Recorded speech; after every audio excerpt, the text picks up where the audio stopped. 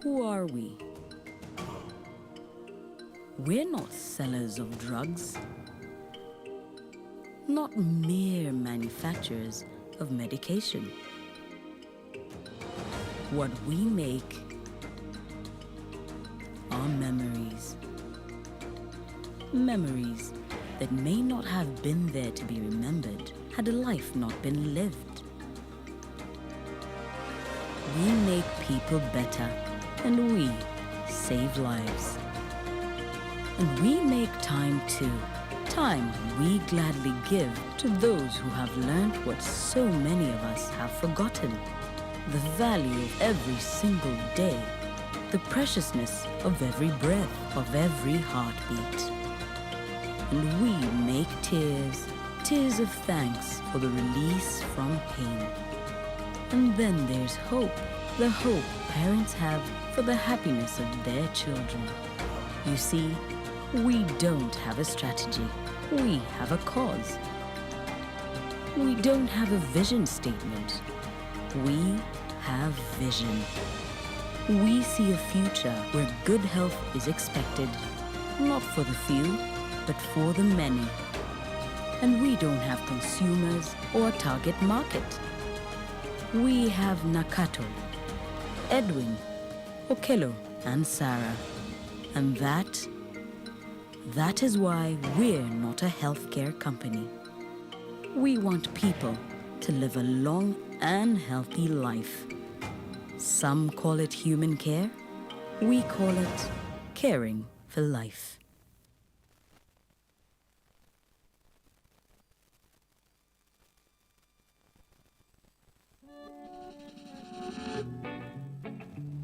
Hello, I'm John.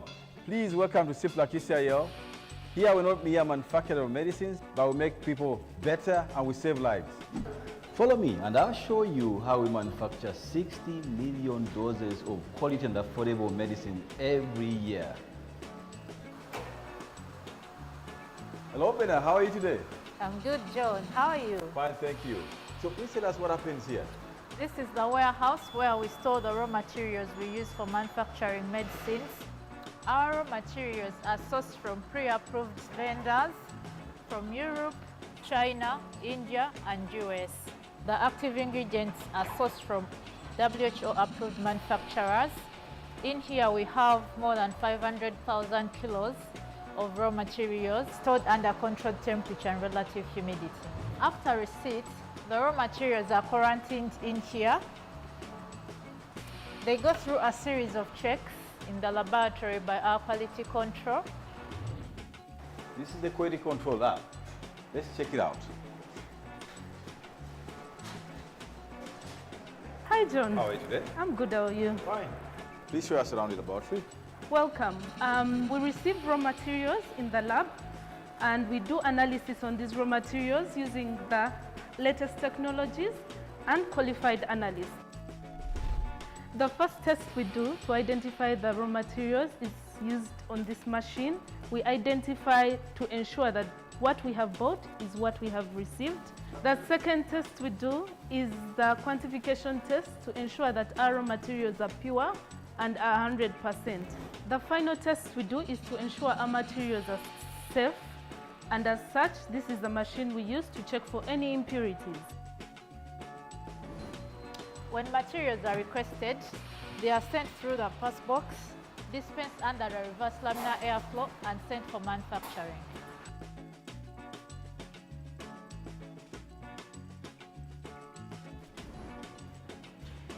Eddie, what are we doing today? We are starting the manufacturing of the next batch. Come, I show you around. Materials are sent to manufacturing through a dedicated lift. This is done to ensure personal safety and eliminate any possibility of material mix-up. This is the first stage of manufacturing. Materials are sifted, granulated, dried, sized, and finally blended.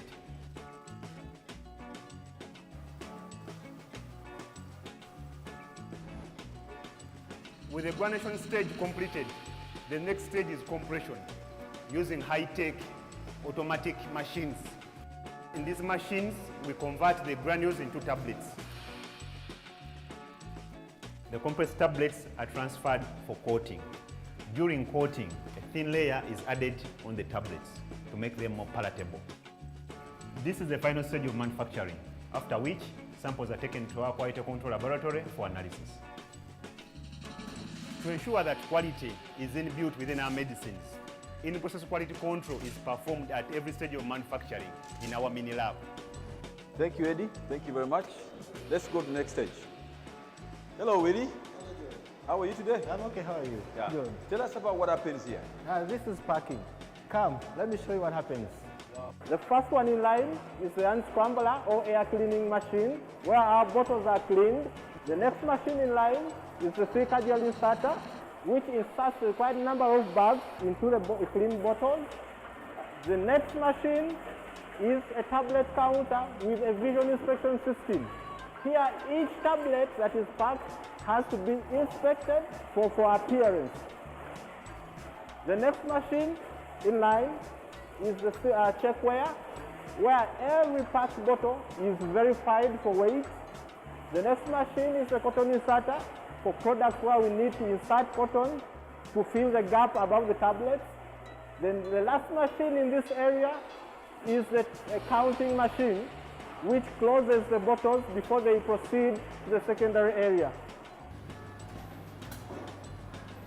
This is packing hall, where the final stage of packaging is done.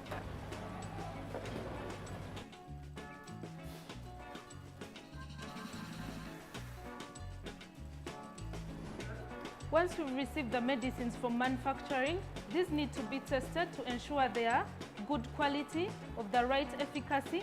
Once this is done, we get reports from the instruments that tell us that these medicines are safe and are good for our consumers, and as such, these are released to the market.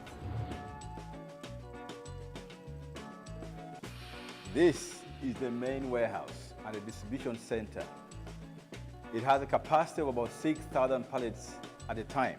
From here, the medicines are dispatched across the world. After loading, final security checks are performed and the truck is ready to be dispatched. Well, there you have it. That's how we make over 60 million doses every year.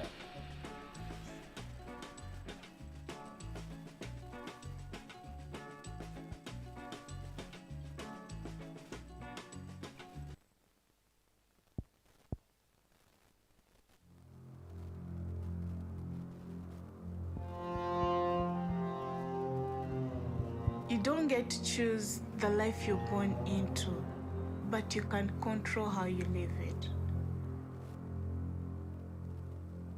When I was 6 years old, I was sexually abused by my uncles. I grew up with a poisoned introduction to sex. Trusting other people to save you. Do not think too highly of them. They are only humans. You have not stopped breathing yet. As I grew older, I just had sex with whoever wanted. It was just a game to me. This is what I was told. When I was 15, I fell pregnant. I had no idea, and at 8 months, they had to terminate the baby. My whole world was crumbling. I tried to tell my father about everything that happened, but he couldn't believe his own brothers could do something so horrible. I had to run out from home.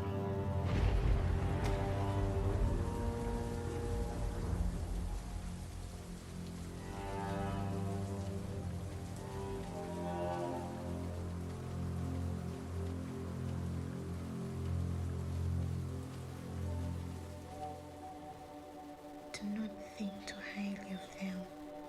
They are only humans. You have not stopped breathing yet.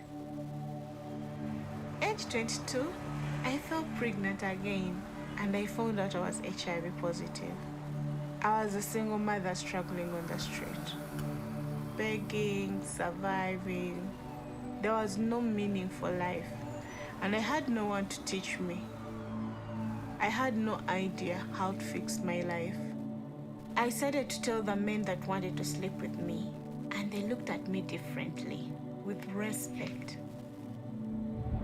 I had decided HIV stops with me. Many men came, but as soon as I told them I was HIV positive, they ran away from me. But there was one man who wanted to stay, even though it meant he had to disobey his own family. They even called me a rotten avocado. They couldn't understand what he saw in me. Growing up, all that we are told is that if you have HIV, you will die. But that's not the truth. I was so ashamed, but I needed to tell someone. They couldn't understand what he saw in me. We got married, and everything in my life was about to change. I learned that everyone has their own story, their own struggle, and all we can do is to make the best of that time given to us.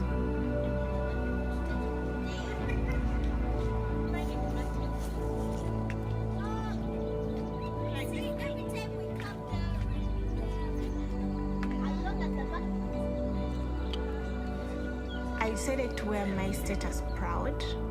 I wrote HIV positive on everything, on my earrings, my clothes, my shoes.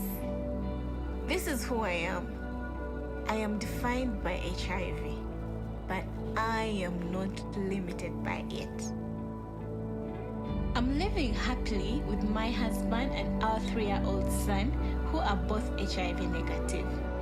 This is a testimony of how ARVs work.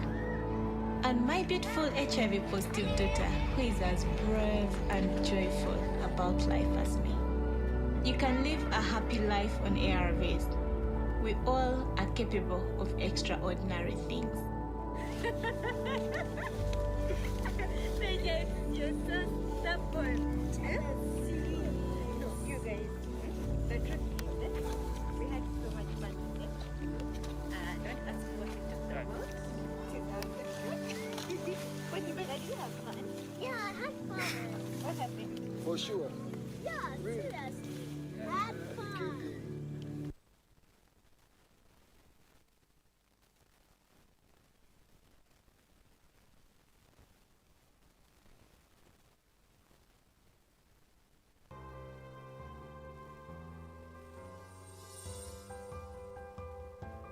I am Dr. Peter Mujenyi, the president of Uganda National Academy of Sciences.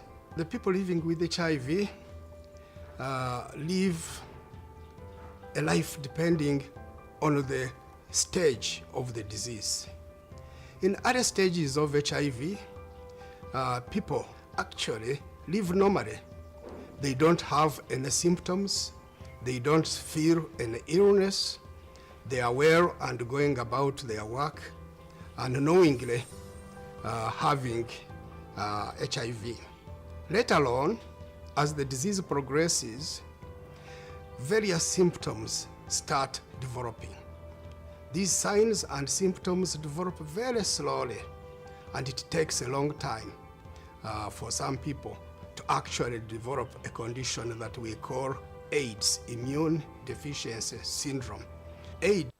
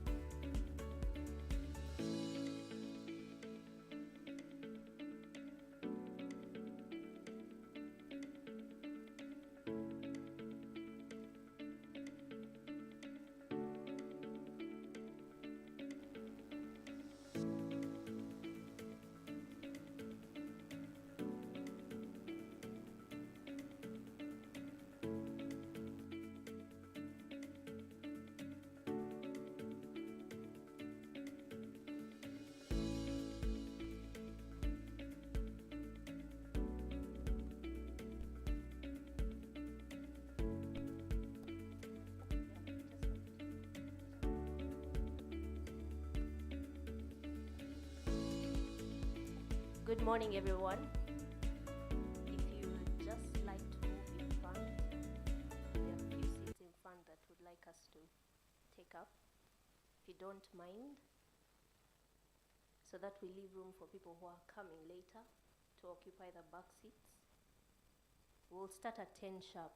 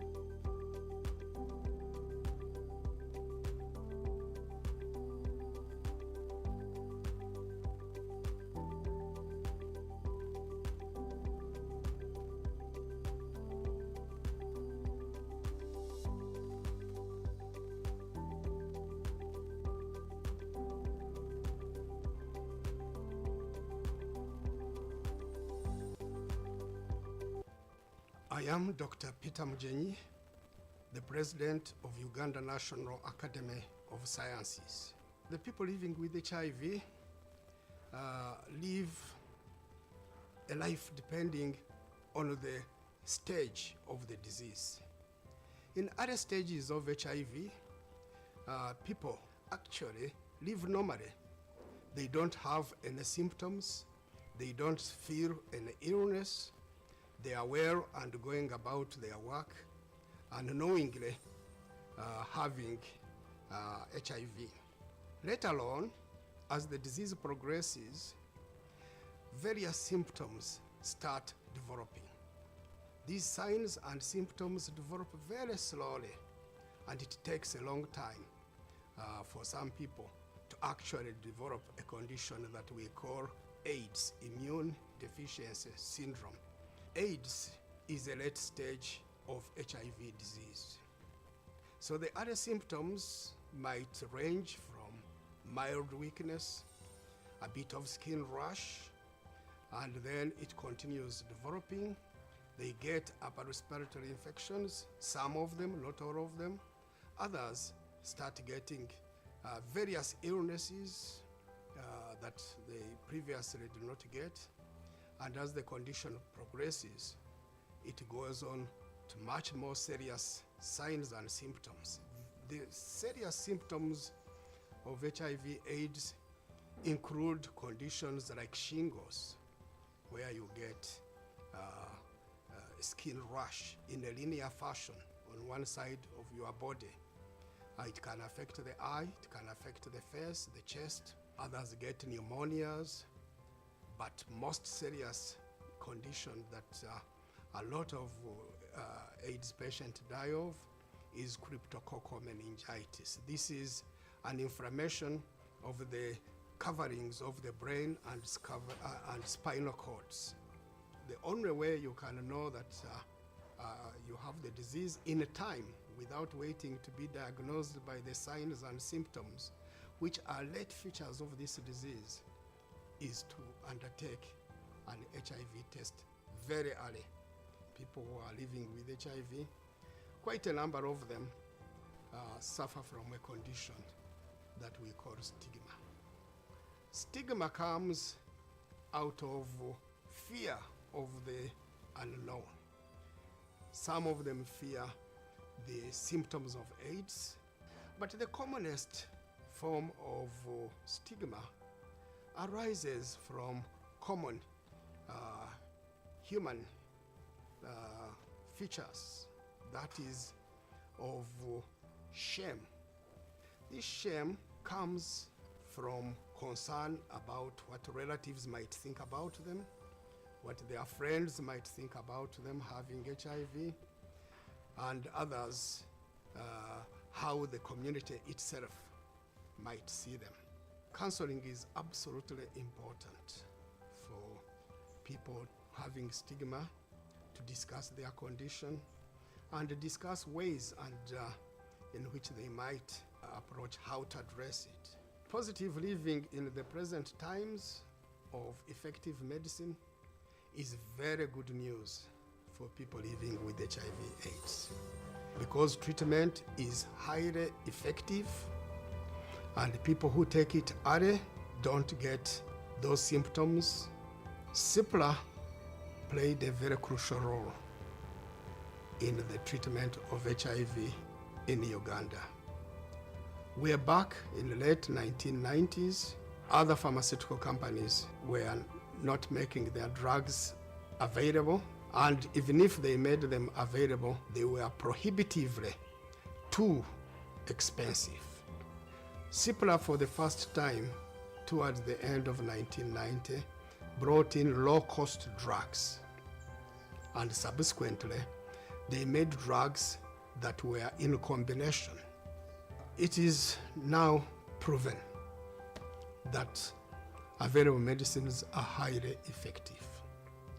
But the drugs being effective by themselves does not mean that these drugs will work for you. They only work for you if they are taken according to doctors' recommendations. Once somebody is positive, such a person remains positive. As of today, we do not have a cure for HIV/AIDS. People living with HIV, like all people with other infections and illnesses, need support of family. It is not only family, friends can always help, and other people living with the same condition would also be helpful. There is currently a slogan called U equals U.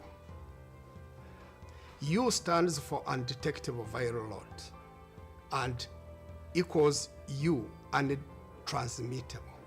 This is absolutely crucial because people who are adhering to treatment and they get the first U, which is undetectable, it is equivalent to the second U, which is untransmittable. That means they don't transmit the virus to other people. People living an HIV-free life, to begin with, they need to start at the HIV testing, avoid risky sexual behavior, and if they are to be undertaken, one uses preventive measures like condoms or go for pre-exposure prophylaxis, and be consistent all the time. The best advice for people living with HIV that I could possibly give is, in one word, adherence to treatment.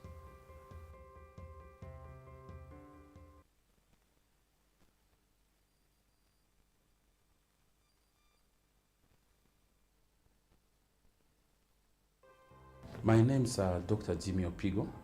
I'm the Assistant Commissioner Health Services in the Ministry of Health, responsible for the control of malaria within the country. Malaria remains one of the biggest public health problems in Uganda.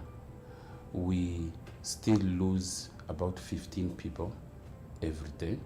Malaria is actually caused by a parasite the parasite is of the Plasmodium species, and that this parasite is specifically moved from one person to another by a mosquito, but also a specific type of mosquito, the Anopheles mosquito. When a mosquito bites you, it has a needle-like beak, a proboscis.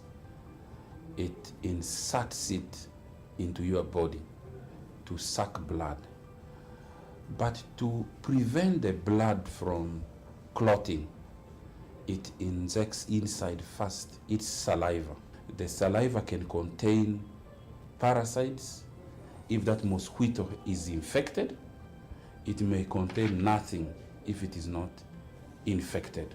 Now, from that time to the time you get malaria, it takes 1 week to 2 weeks, because the parasites, if injected, have to develop into your body. It goes into your liver, it develops there, gets released, and then attacks your red blood cells. We encourage that people test and treat within 24 hours of getting symptoms. In that case, you will treat with simple antimalarials, which you take orally. But should you delay testing and treatment, it can complicate, you can convulse, it can break most of your red blood cells and you will require blood transfusion. It can cause acute kidney injury, okay?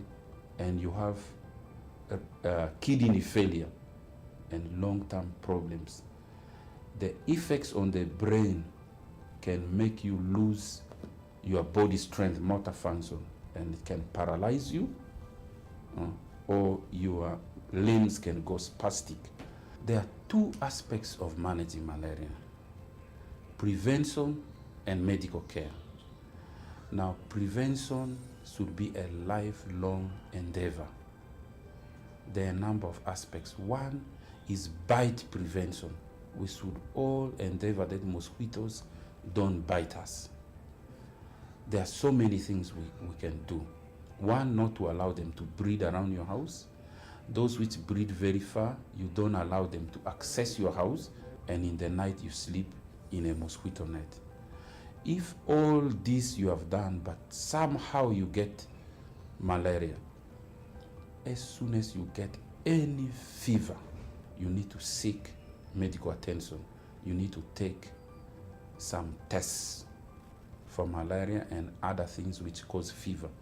But in Uganda, 60 to 80% of fevers we get, there could be malaria behind the scenes. There are well-known myths about malaria.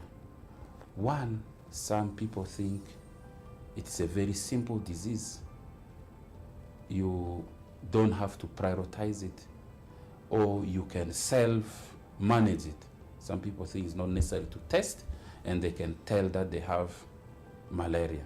But there is a reason why we need medical guidance, because it could be advanced, it may need proper prescription. About mosquito nets, there are a lot of myths.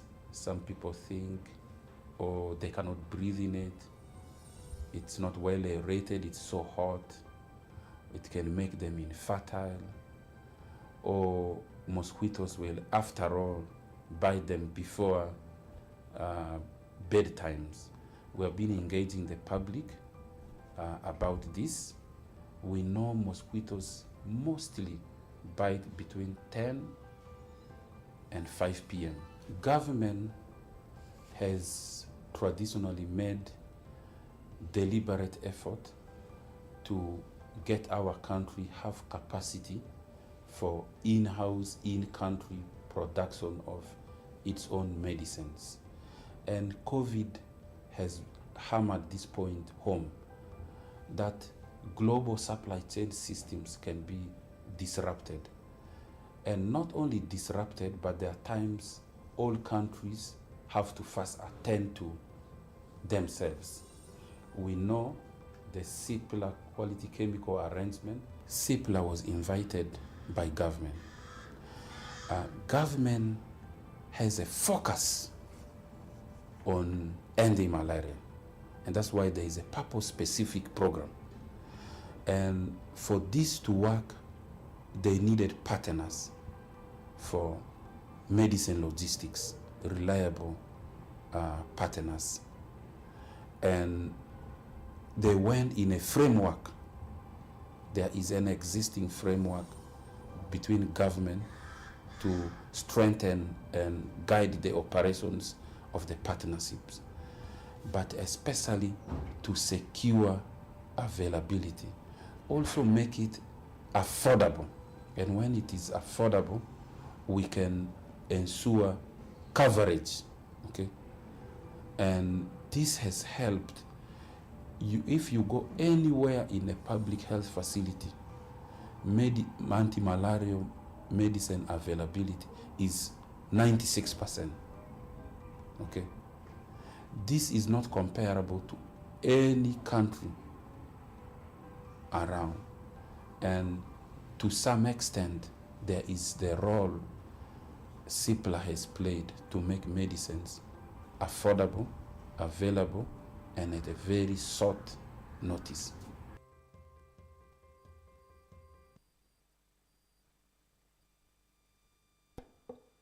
Thank you very much. Good morning, everyone. Thank you so much for joining us for our Facts Behind the Figures presentation. Today we are going to be joined by our CEO, Ajay Kumar Pal. I think most of you, this is the first time that you're getting to meet him. So we wanted to take this opportunity for you to meet our senior management team and also the people behind the figures. That is our CFO, Mr. Frederick Akoza. In the room with us today, we have brokers. Thank you for joining us. Diane Blair, Crested Capital, SBG, and Equity Stockbrokers. Thank you for being present. We have some fund managers in the house, Sanlam, and we are joined by our friends from the media and journalists from Radio 1, Capital FM, Business Focus, New Vision, Urban TV, NBS, NTV, Brink News, Step TV, Sanyu FM, and UBC. Thank you so much for being here. And without further ado, I'm going to invite Fred, our CFO, to just give us the facts behind the figures, which is the reason we're here today. Just pay attention, listen to him, make sure you jot down your questions. I'm sure you have so many questions. We published our results a few weeks ago. Fred, you're very welcome.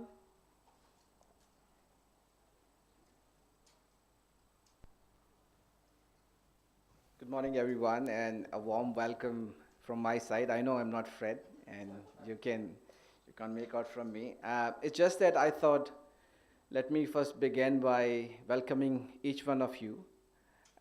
Give a little bit of snapshot of what we have done in a year, and then Fred goes in a lot more details about the financials, and we'll address your question and answer in the Q&A session. But before I start, I thought it's a good idea if we began with the quote. And the quote goes, it is by Nelson Mandela: "The greatest glory lies not in never failing or never falling, but in rising every time we fall." I would like to begin with this quote because that's what the journey we're showcasing, what we have done in last year and where we are heading for. The presentation will have different segments. The first segment is just a highlight of what happened in the last year, detailed about financials, and then we talk about what drives us every day as a company. What is our motivation, what is our inspiration, what we are planning to do, what impact we want to create, and then we go a lot more in a 4 to 5 year strategy. It's a high level view, and then we're going to go a little bit more detail on FY23 priorities. So that's how we're planning to sum up the presentations. We have a question answer session after that where we will answer all of your questions. I think one of the greatest achievement in last year is, again, I'm in a business of pharmaceuticals, but I firmly believe that prevention is better than cure. So if we can prevent anything from happening, you don't need to take medicines. It may impact us as business, but That's what is good for humanity, and that's what is good for the people on this planet. And one of the aspects of prevention where we participate is to create awareness and share knowledge. So you see all the videos we have played, talking about malaria, why and what we can do to prevent it, talking about HIV, AIDS, what has to happen, is all on that direction to create knowledge and awareness about these two big disease burden where we participate. And make sure wherever we can prevent, we prevent. Make sure wherever people don't need to use those treatments, they don't use. And that lies in the principles and the purpose why we work and operate on. Quickly, a disclaimer, I hope you can see. It's going to come there, the presentation.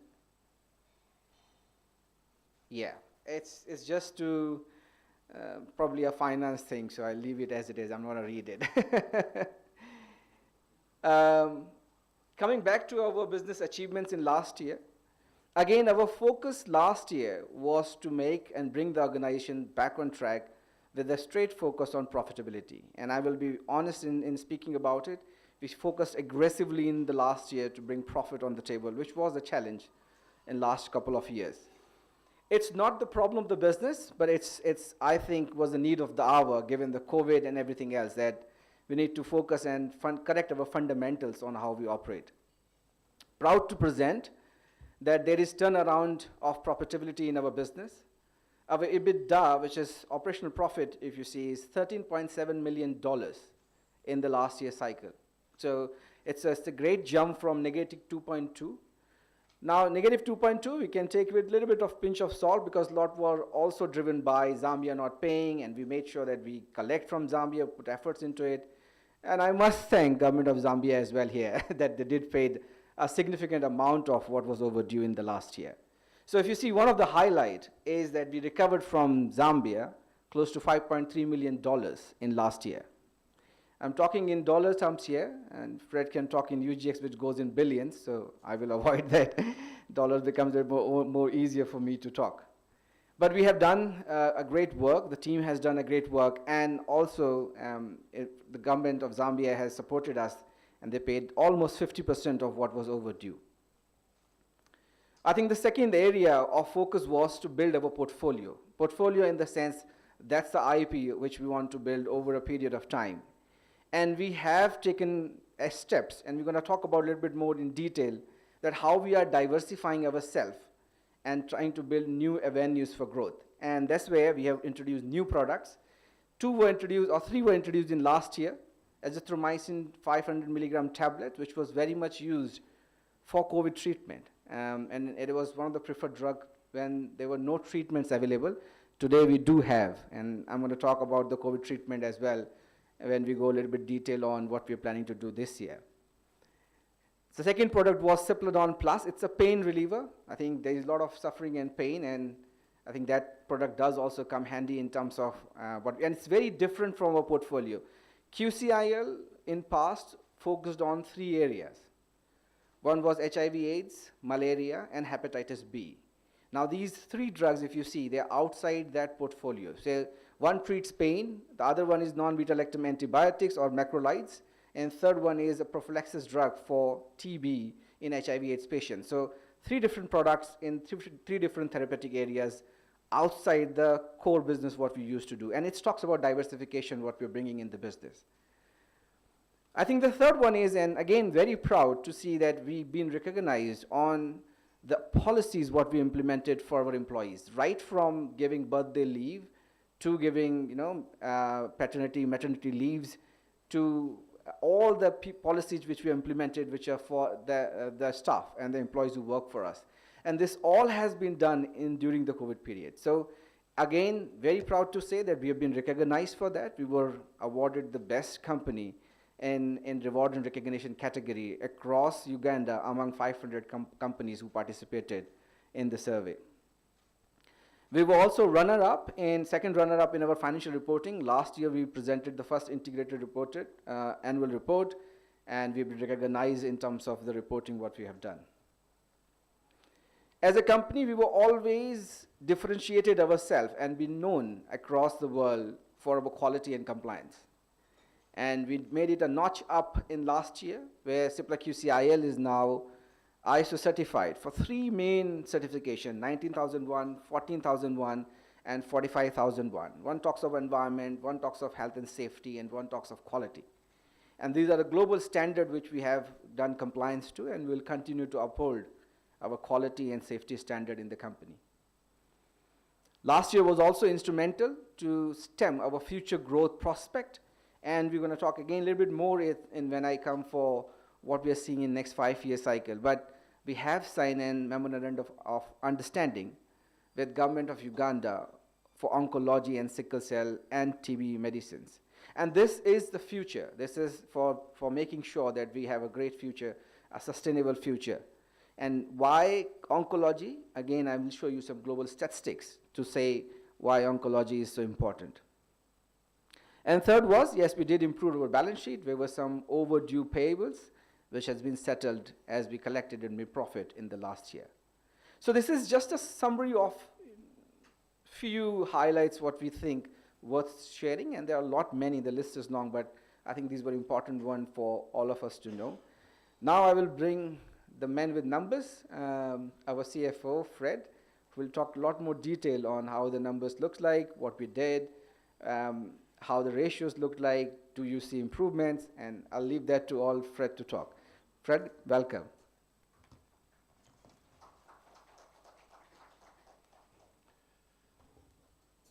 Good morning, ladies and gentlemen.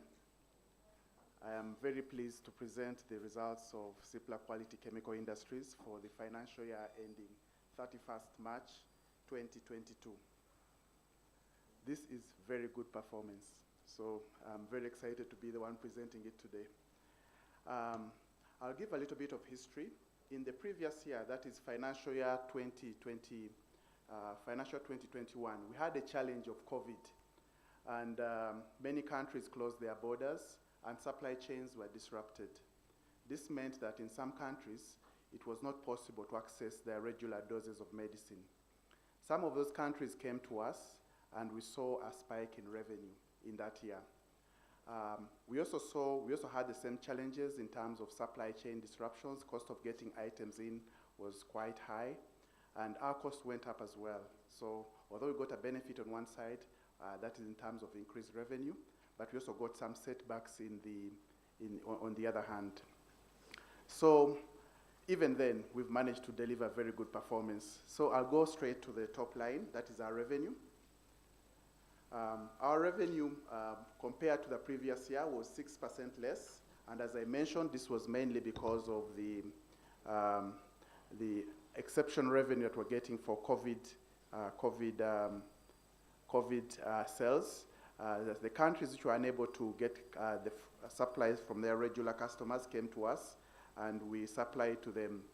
Excluding the exceptional revenue from the COVID sales, if we use our base revenue, we grew by 3%. So excluding the exceptional revenue from COVID, we grew by 3%. Our EBITDA margin, as Ajay has mentioned, has risen by a proud 18% compared to the previous year.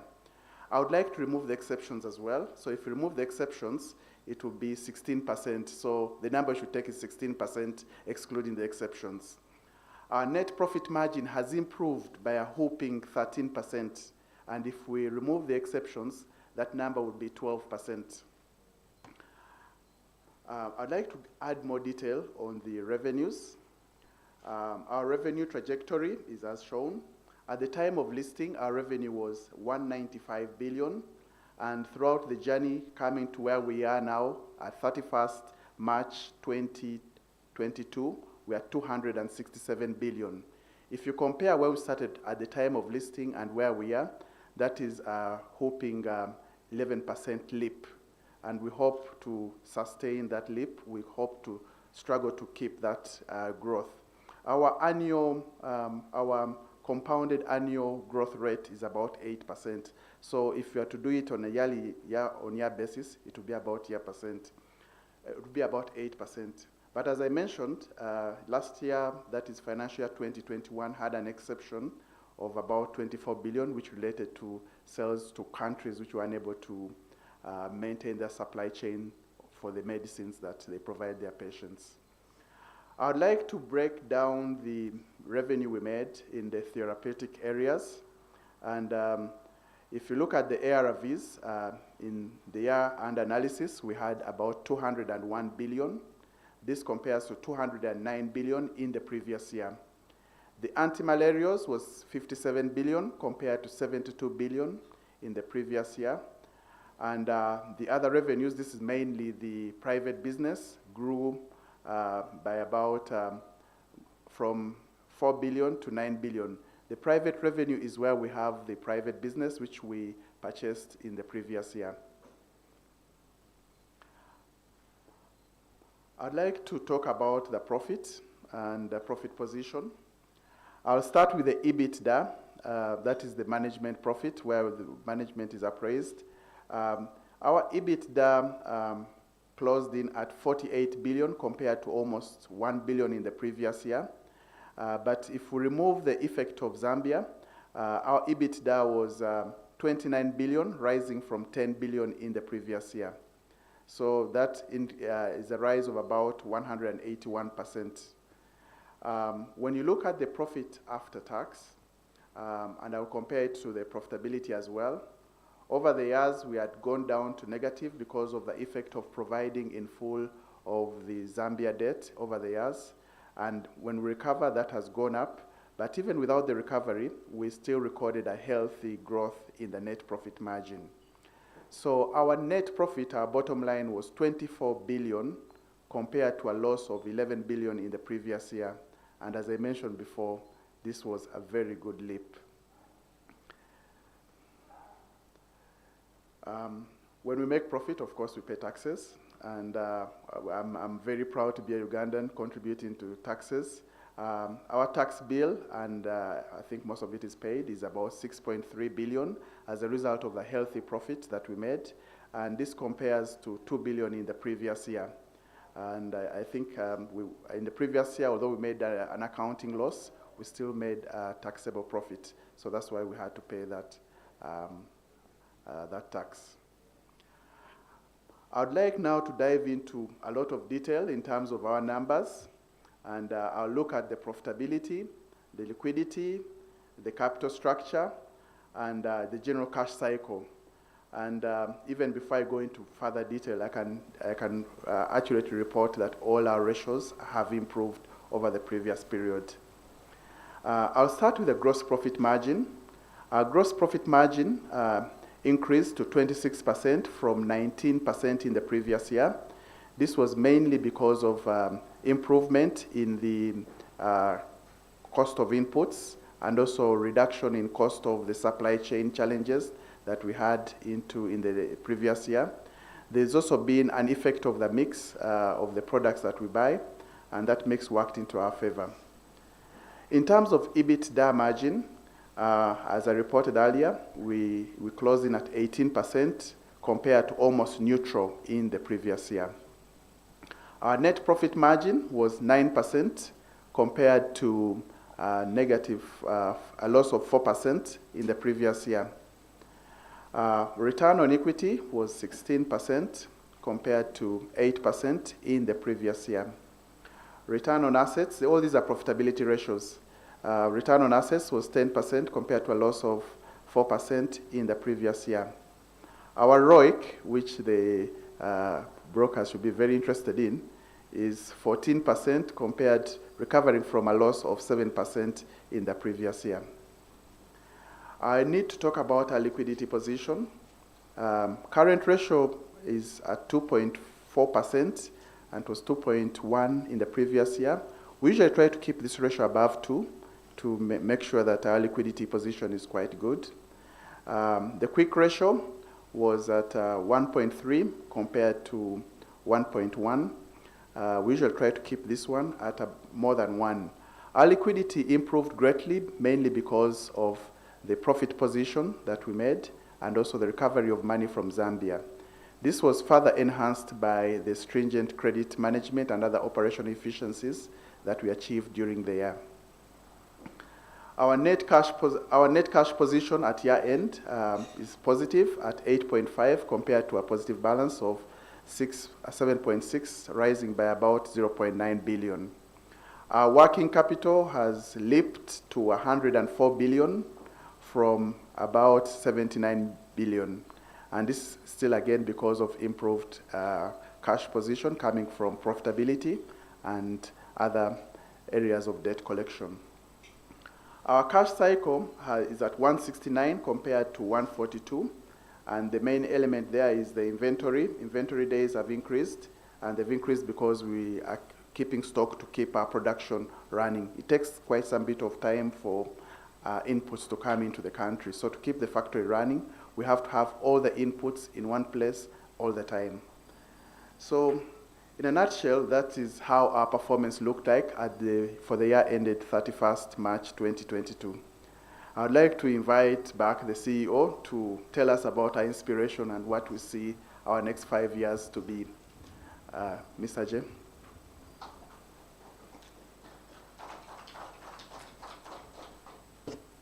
Thank you, Fred, for taking all those details and sharing with the audience. Before I go to what inspires us and how does we look our business in the next 1 to 5 years, I think it's worth mentioning that our performance is at the headwind of COVID supply chain disruption. So it's very sustainable and a stronger performance if the things are normal. I would also like to mention that the great effort done by everyone in the factory, we haven't had any loss of life in last 2 years of COVID period. And so I take great pride in the people who work in CIPLA QCIL. I take great pride in the businesses and the customers who support us, because that allows us to sustain and run. Apart from creating life-saving medications, I think it's also give opportunity for employment and continues to, in people's life that could be struggling given the circumstances across the world. I think 2 more points. Our EBITDA, because remember last year we collected a significant portion of Zambia, almost $5.3 million. But our EBITDA without Zambia, so if you just net it off Zambia, in the previous year we took an accounting entry, and this year when you reversed it, it still grew by 181%. So I want to emphasize on that point, that how sustainable is that performance without Zambia. Many people started to think that you collected Zambia and that's why you're profitable. That's not the case. If you exclude Zambia, we still grew in our operating profit by more than 181%.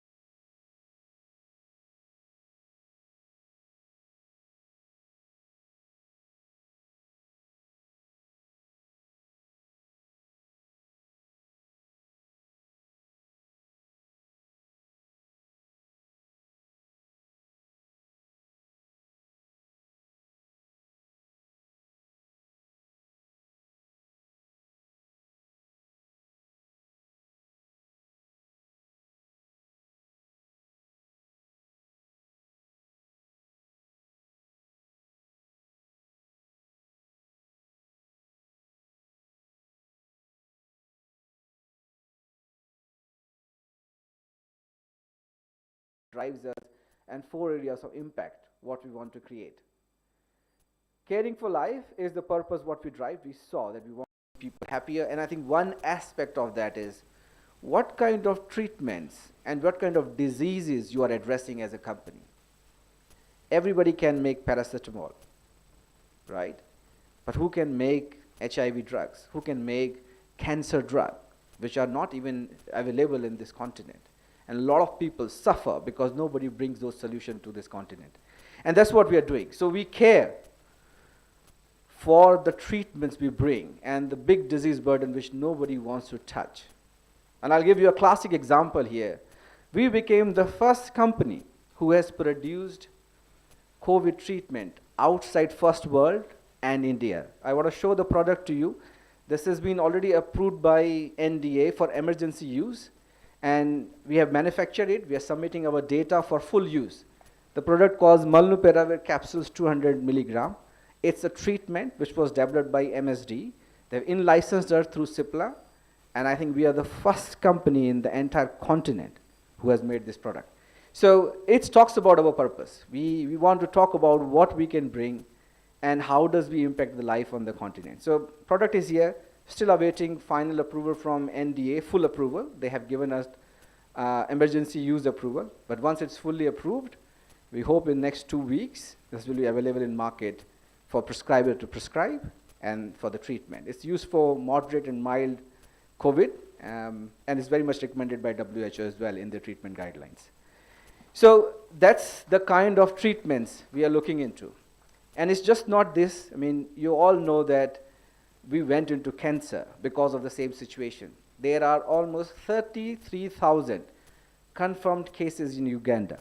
Now remember, this is government statistics. When I talk to my colleagues and the people I work with, every third or fourth person have 1 or 2 people in their family suffering from cancer. The number could be a lot larger. I think the problem is access. So what we are doing, it was the same thing what was happened with HIV/AIDS, right? The problem was access. Now what we are doing with investment in cancer is creating that access. Once you have access to drug, you will see higher diagnosis, you will see more and more people going on treatment. And that's what, again, is a big area for us to look into in terms of how does that impact life and of the people, and how does it prevent some of the big diseases, or at least ease the life of people who are suffering from these diseases. I think the third disease, which I don't know how many of you know, is sickle cell anemia. And there was I think sickle cell anemia week in the last week. A lot of news articles were carried out. How does this is a big problem for kids? There are almost 20,000 or 22,000 kids born every year with this disease. It's a genetic disorder, so it cannot be corrected. So you have to lifelong take the medication, right? We has invested to bring product, manufacture locally. All I'm just talking about is manufacturing locally, right? This is not, we do have capability to import, but then it doesn't go with the second idea that we want to do make Africa self-reliance, right? So it's all locally manufactured here in Kampala. We want to produce hydroxyurea, which is the only treatment right now for sickle cell anemia. If I give you a statistics globally, I think in Uganda almost 1% people, 1%, the population is almost 44 million people, 1% are suffering from this disease, and it has no cure. You take the treatment, you reduce the episode of sickle cell. So that's how it works. It's a genetic disorder. Second thing, across the world, because I believe Africa has to look Africa, not just Uganda, there are 450,000 children born every year with this sickle cell disease. It's a suffering because sickle cell, I hope, I don't know how many of you know, so your cell, the red blood cell which carries oxygen, it becomes a sickle shape and doesn't hold oxygen. So you feel suffocation. Now think of a small kid who goes through this terrible, terrible episodes of sickle cell. So we're investing on that. Apart from this, yes, we are a business. We also go into more therapeutic areas. I'm going to show and talk a little bit more about it in the coming slides. So purpose is how we bring treatments which are solving or at least easing people who are suffering from these diseases. I think second is our employees. We have almost close to 350 permanent staff and another 150 or 200 temporary staff. This is excluding the contractors which work with us. So almost 500 people we employ. This is directly employment. Indirect, because we buy locally a lot of things, we have outsourced work, the number could be a lot larger. I think that's again a purpose, that we work for our employees as well, for their well-being, for their growth, for sustainable future for them and their kids as well. Third is another purpose which is very, very close. We were not very much talking about it, but I think it's worth mentioning, is social impact. We invest a lot around our community. We are, I think, also biggest driver for blood bank campaign. It links to our health part of social impact. We collect blood, and we donate blood. Our employee contribute to it. So we work a lot on the three main areas: health, skilling, and education. Now we're putting some more very clear structures so that we see how these things could be, have statistics which we can bring and share with all of you in the future as well.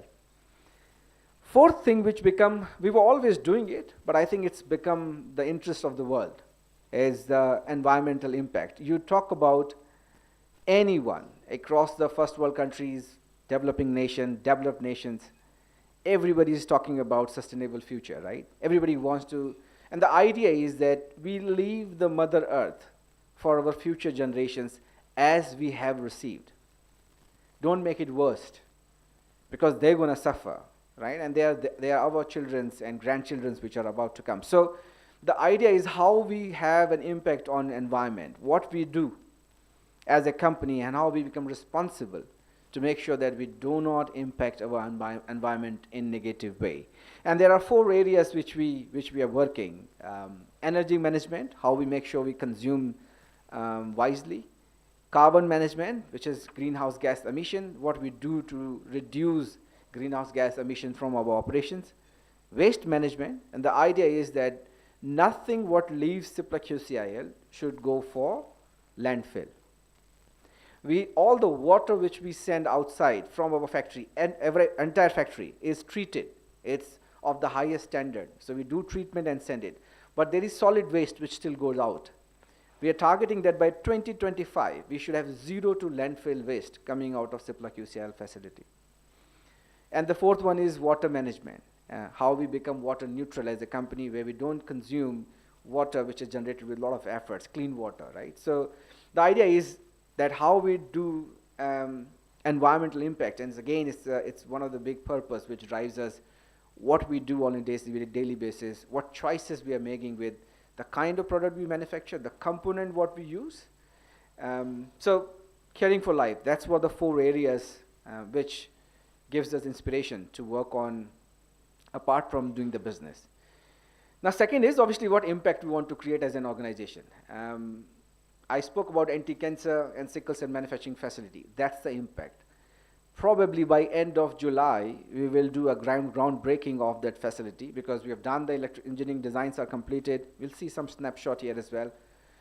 We're waiting some last minute approvals, and then it goes for process of procurement and working with different vendors to bring them on contract and finalize that. So we are in the last leg of it, but by July end, we should do groundbreaking. And we hope that within the next 18 months, this facility is up and we can invite all of you to visit and see this. I think the second big area of impact we are looking is to do economic value add.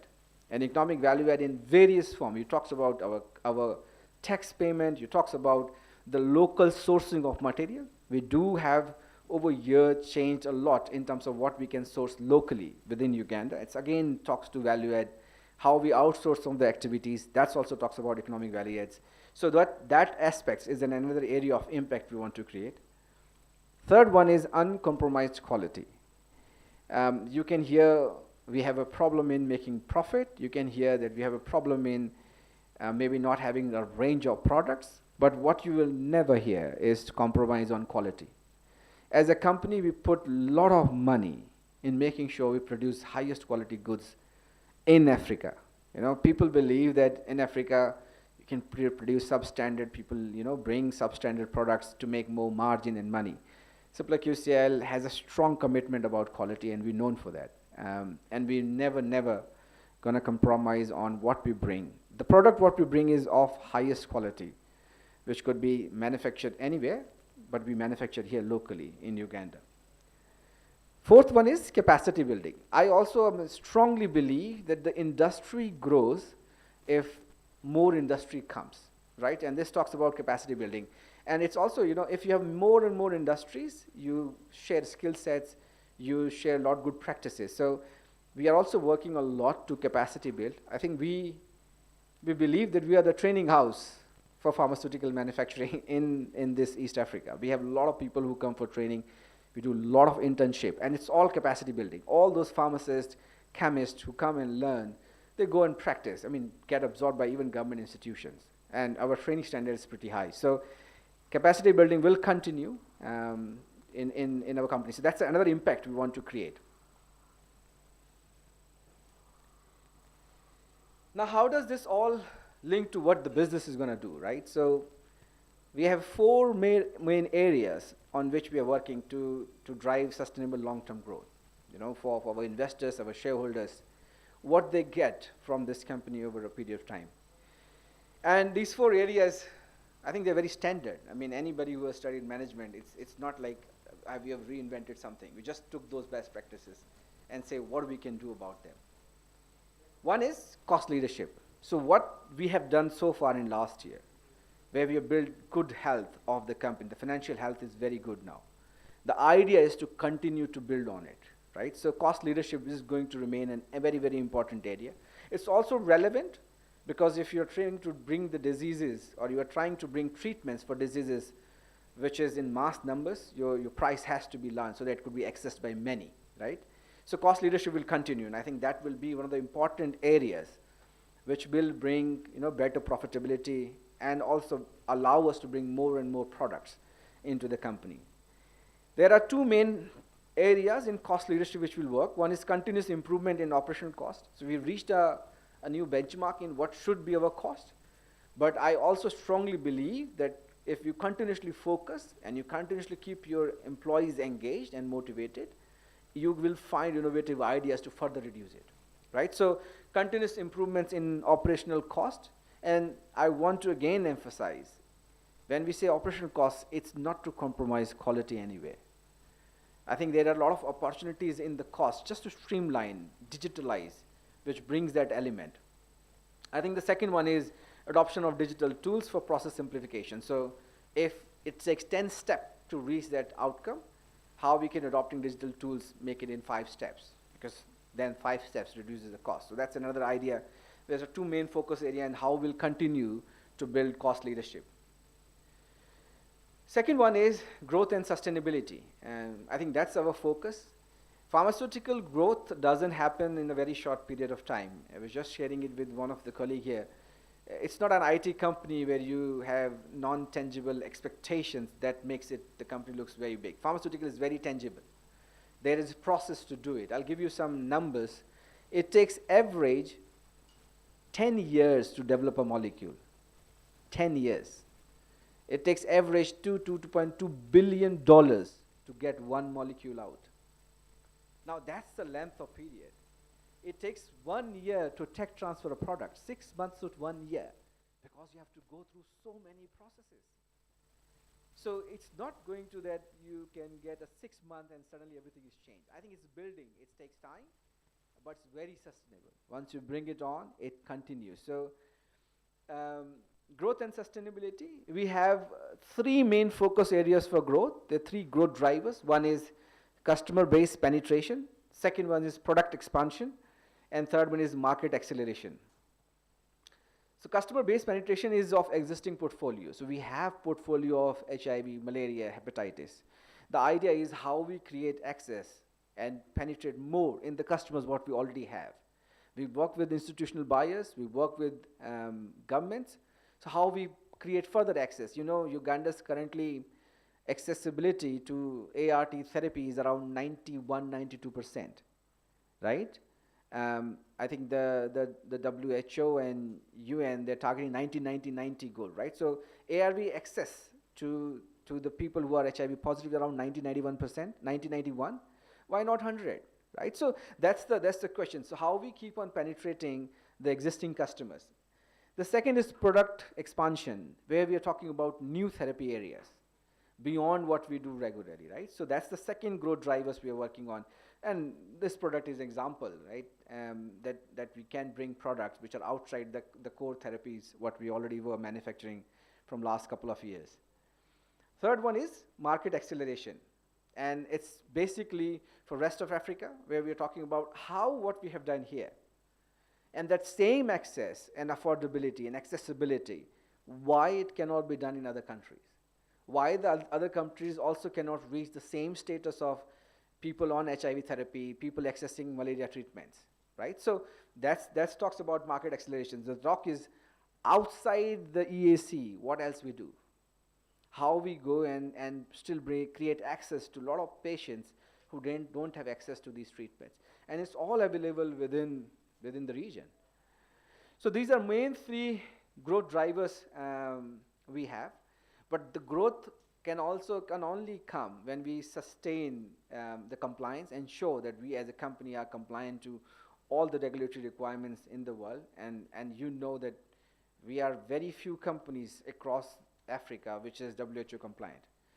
We can be compliant even to US FDA. It's just that we don't have a market in US. So it was never warranted. I mean, there were a lot of questions people asked, why you're not US FDA? But there is no market for us in US. If I have an opportunity in the US and I can sell my product in US, I will do US FDA. It comes with, you know, how you return on your cost. So that's how we see it. And then obviously commitment to governance, community upliftment, access to affordable healthcare, and environment conservation. So this is all talks about that it's just not about we as a company, but it's about we as a company in a society. So the impact has to be on society as well where we operate, right? So that's goes into the social purpose what we're driving, the environmental purpose what we're driving. Third one is balance of profitability and investment for future.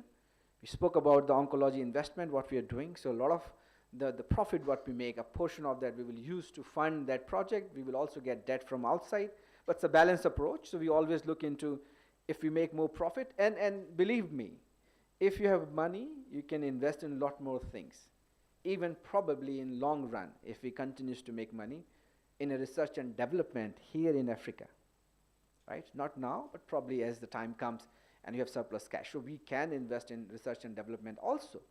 Right now, where we depend right now on the other countries, so we get that technology from outside. So future investment directs towards specialty products like oncology, sickle cell, and TB. We spoke about it, and we already have decided that investment. That investment will fuel the future growth of the company in the next 2 to 3 years as the factory comes up. The fourth area is business development. And again, this is because of the first leg of pharmaceutical value chain of getting the product researched, right? A new innovative molecule. We'll continue to work with our partners, global partners like CIPLA is there, and to get access to product, technology, and market presence. And we're opening up ourselves that wherever we get this, we get it from there, but we create access in the continent. So this is what's going to fuel next 5 years as a business model in the 4 areas, and we'll continue to refine and get results. We also strongly believe on the power of data, right? We started building, we're not there yet. We're not very still fully data-driven company, but I think we are building that capability, and a lot of focus is there on digital tech, digital adoption. This is then snapshot what the data can give you. So if you see on the top, if I can use a pointer.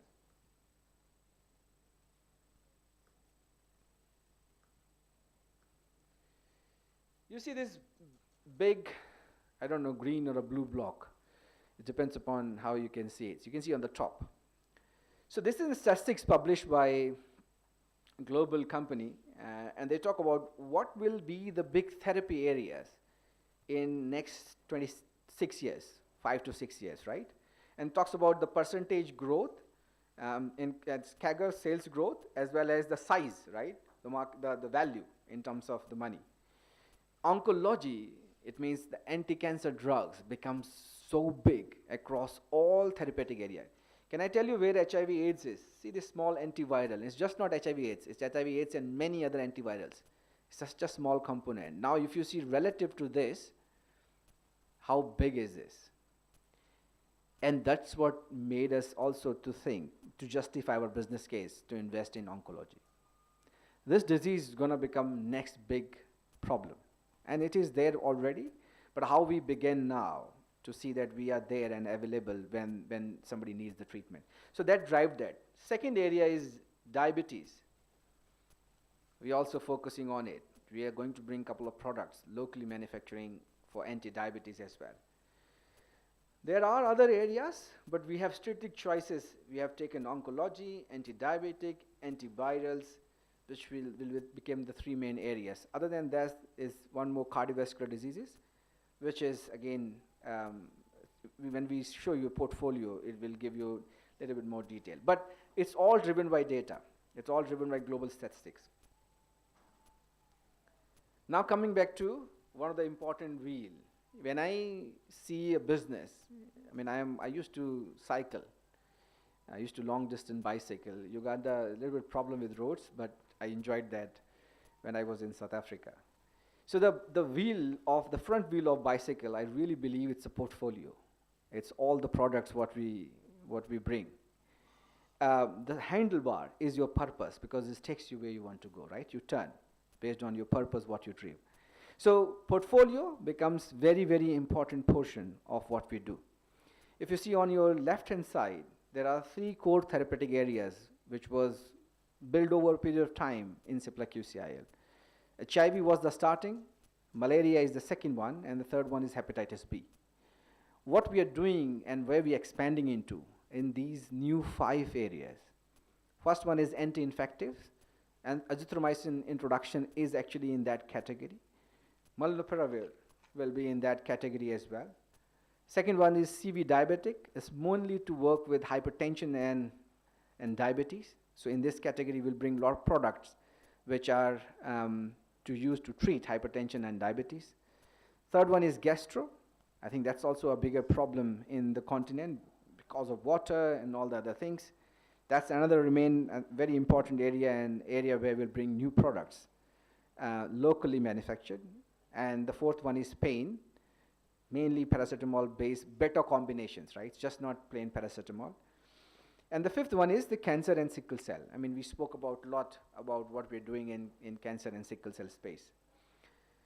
Apart from cancer and sickle cell, the idea for rest of the therapy is to produce in the same facility because of the efficiencies we have created.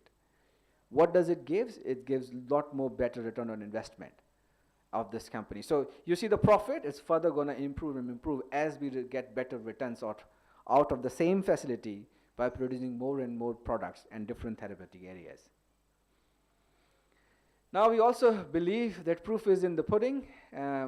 What we talk, how we are doing and where we are progressing. If you see, this is a bird eye view, I don't know how many of you can see, of our plot, 24 acres of land, right? It looks small. 24 acres is quite big if you walk there. So if you see on your right where I'm pointing, this is an existing factory.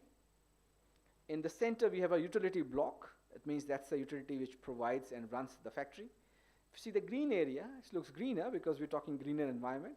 It's not greener, no, I'm just joking. It's just that they've color-coded it so that you can see it separately.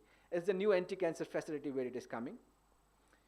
Bottom here is our effluent treatment, which treats all the water before it could be discharged. And on the right-hand side, we have a warehouse with almost 6,000 pallet storage capacity. This land is for, again, future expansion. We do believe that as what we have done, we will keep on progressing. We made a lot of progress.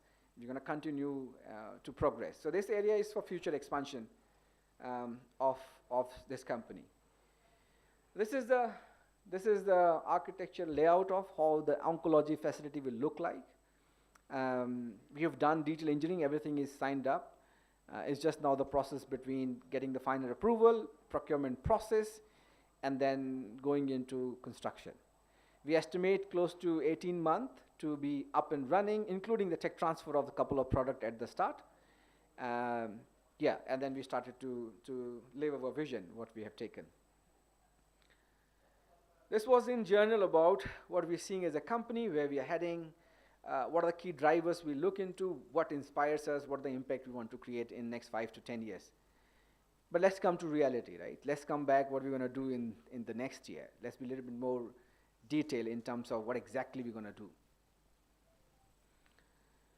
So, taking from that strategy, our private market focus will be a key driver in this financial year. So we're looking into building sales structures, bringing a lot more rigor into the sales process, bringing a lot more product as well to accelerate growth in this segment. We are in existence in Uganda from like 15 years or more, but we were never there in private market. If you see the ratio of private market to the other business, we are $75 million business. Private market is hardly $2 million, $2 to $3 million. And I think there is a huge opportunity to bring quality products in private market. There are a lot of products in the market. I will not talk about their quality, but we can bring the best in quality products, locally produced, accessible all the time in the private market. So we're going to focus a lot on private market. We have for this year, because we're already in the first quarter of a financial year, but we have another 3 quarters to actually implement and see that the process start. New facility, we talked about oncology in a lot more detail, but it's more about what we're going to happen in this year and then make sure that we hit the target, what we assigned for ourselves. Reimagine portfolio. In this financial year, we're targeting launching of 9 new products outside HIV, AIDS, malaria, and hepatitis. 9 new molecules we will launch in this year, mostly focusing on private market and COVID portfolio. Data-rich tech platform. I mean, I was speaking about data and how does it drive decision making. We will focus on data-rich platform. For Africa, one of the big challenges is supply chain and clear visibility of supply chain. As a company, we also have a risk of it, given the global geopolitical issues, the freight, the visibility, China lockdown. It does impact. So we're going to further strengthen our supply chain, bring more visibility into it so that we can better plan. And we also reduce the burden of having a high inventory. Fred was speaking about the amount of inventory we carry. It's a big number. It's just to make sure that none of our patients run out of the product when it is needed. So we're bearing the cost of it. If we reduce it, we have a significant unlock of cash flow actually. Further improves us. But because we don't want to be in a situation that we run out of treatments, we carry a high number of inventory. So this visibility further help us to make the process a lot more robust. Financials, target sustainable and profitable growth. So growth should not be just growth. I don't believe. Growth has to bring money on the table. So it should be profitable growth, what we are targeting. Focus on improving overall return ratios, which Fred has talked about, a lot of improvement. But I think this is the baseline. The idea is to take it from here a notch up. We will focus significantly on sustainability. Strong focus, build on a legacy rooted in caring for people, communities, and planet. We're going to roll down and start to work on each of the areas, so how we make sure the sustainability remains a core of CIPLA QCIL. And I think none is possible without our staff. But we are also in hunt of talent. I think the next leg what we're looking at is require really talented people, so we retain and attract the best talent to support growth strategy. We are open, we continue to do that, and I think that's what brings us a step up in what we're trying to achieve in 5 to 10 years for the company. With that, thank you very much for listening to me. I know I've given a lot of detail, and I hope I didn't bore you with all the things we are planning to do. And we're not drum beating for ourselves, but I think it's also to be accountable on what we are doing. We come back next time to you, can ask, yeah, you talked about these things, what happened, where is the progress?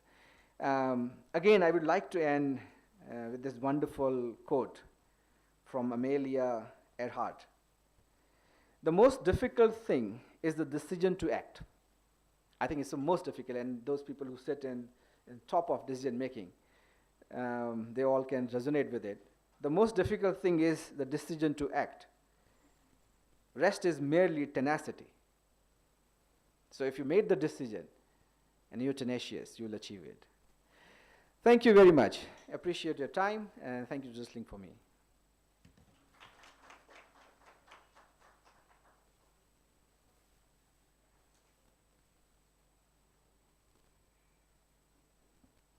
Thank you, Ajay, for that detailed discussion. I think we have a better picture of where we're coming from and where we want to go. I think to set the stage of our next topic, we're going to have a panel discussion for 15 minutes. I'll invite Fred and Ajay to come up on the stage. We published our results 3 weeks ago, and we've been receiving feedback from our various stakeholders and shareholders. And we've just compiled those discussions into themes. So the topics that we're going to discuss in our panel discussion arise from some of the questions and the feedback that we've got from our shareholders and our stakeholders. I'd like to invite Lydia Nabakoza. You're very welcome. She's going to moderate our panel discussion. Thank you for coming. And we'll have just 15 to 20 minutes to have this panel discussion. And after that, we'll go into a Q&A session. We ask you to prepare your questions for Ajay and Fred after this panel discussion. Thank you, Lydia.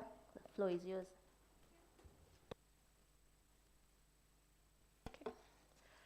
Good morning, ladies and gentlemen. My name is Namakosa Lydia. I do work with NBS TV, but also I'm a shareholder in CIPLA. All right. Many of us, the shareholders, one question I would like one of you to answer is Zambia. Zambia paid a total of 19.2 billion shillings, but many of us are asking, without this payment, would CIPLA have earned the profits we are seeing today? I think let me take it. Okay. Thank you, Madam Navakoza. Zambia paid 19.3 billion, and the net impact on that is about 30 billion, which is, that's after accounting for tax effect of that. Our net profit was 24 billion. So excluding Zambia, the profit is 24 from 13 is 11 billion. If you compare that to the performance of last year, where it was a loss of 11 billion, that's a leap of 22 billion in 1 year. So we would have made a profit and the result would have been great. But Zambia improved the result even higher than what we had anticipated. Oh, congratulations. But even if they paid a total of 19.2 billion, there is an outstanding balance. What initiatives are you undertaking to make sure that the government of Zambia pays the outstanding of 23.2 billion shillings? Thank you for the question. I strongly believe in progress. For me, government of Zambia in last year paying this indicates progress. And we are in constant discussion. And first of all, the biggest positive is they're very receptive of we going and asking them that how this could be settled. They have done a lot of work, and definitely a significant progress has been made. They are committed to even pay the balance. Obviously, it's a new government. They're working a lot to sort out issues within the country as well. But they have given us very positive indications. The balance should be also paid. I can't commit when, but given the progress we made in the last year and the payments of almost $5.3 million, we're very hopeful that within this year we must collect the balance as well. And we're hoping that that will happen. Oh, that's very good. You talked about the oncology facility, which is expected to start in July. But many would wonder, where are we going to get this funding, the source of this funding? I'll ask Fred to answer. He's the finance guy, so he can get the funding. So Fred, over to you. Thank you, Ajay and Madam Navakoza. The funding for the oncology will come through mainly debt for the capital element. Then for the working capital, it will come out of equity. So it will be a mixture of debt and equity, but debt taking a bigger portion. Oh, thank you very much, Fred. Let's talk about the revenue. When we look at the figures, the revenue dropped by 6%, driven by export revenue. What are the causes and what's being done to recover the loss of revenue going forward?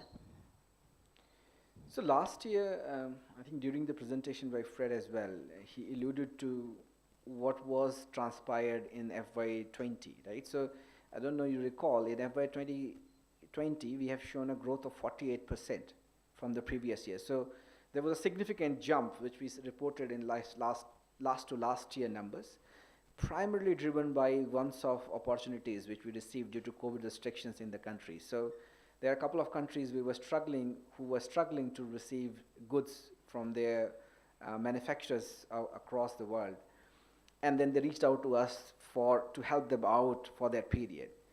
And that's what you see in the dip. So if you remove those exceptions of particularly one such supply in one country, actually we grew by 3% with respect to the base numbers. So if you eliminate that exceptions, the growth was 3%. It's optimum. It's not a great numbers. But I think the idea was that we keep on focusing on fixing our fundamentals, what we have done in the last year. This year we're trying to bring growth. We're trying to build a lot more in terms of sales and commercial strategy. And that will play not just in this year, because we're already in one quarter, but we'll continue to build that momentum in this year as well in the next years to come. Thank you very much. As a shareholder, indeed, I'm very happy.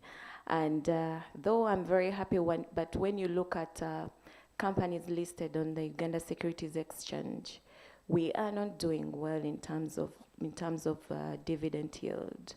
What are the plans to make sure that as the shareholders, we are extremely happy with the results, even what's coming into our pockets? So again, as a CEO, my focus is to create value. I mean, I know for many, dividend is a value, but for me, it's to create value in the company and give returns over a longer period of time, not just one this year. If you all know that we took decision, though we were in a loss position, to go in oncology. And that was primarily on the future what we looked into and the support what we got from shareholders. So with that aspect, I think something on dividend, I don't know how it could be improved, but it's left to what you earn, how much profit you make, what you reserve for future investment so that the future value is created and the future growth is driven. And the balance, if it is excess, we go back to pay a dividend.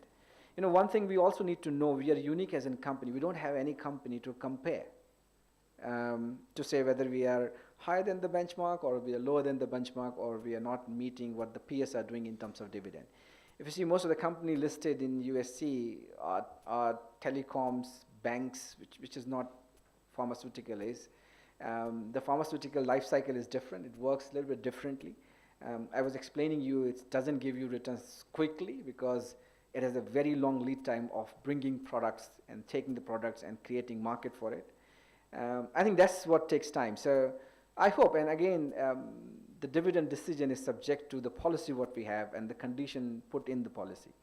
And then the board's decision to see how much could be declared. I hope we improve our performance better and investors get in line with what they're expecting. But it's subject to many conditions put in the dividend policy. For that reason, we put the policy in place because that becomes a guiding principle for us as a company. It's not one person decision. I think it's a lot to consider before you make that choice. Well, thank you very much. Let's talk about revenue still. In 2020, CIPLA Quality Chemicals acquired the human care business from Quality Chemicals Limited at a cost of 4.6 billion shillings. Is this acquisition contributing to the net revenue? Yes, it does. I mean, in one of the presentation slides, and again, Fred was explaining how a gray area now growing. It was close to 4 billion, now it's like 9 billion, and that's the private sector. The pure business, because we separately track the acquisition what we did, right? It's outside the other private sector product what we sell. So if I just purely talk on return on that investment we did into acquire the human business, that business right now sits at close to 5 billion Uganda shilling. From, I think, started at 400 million. With the gross margin of 50%. So it's a profitable space. It's better than our other rest of the products because rest of the products are mainly commoditized, if I put it up. So it's growing. It's growing healthy. But I think the opportunity is quite big there. We're still not there. The pace of growth is slow, but with the new product portfolio, what we're bringing on board, the structures what we are bringing, I think that will definitely accelerate the growth in private sector. But we did grow a lot better than the previous years.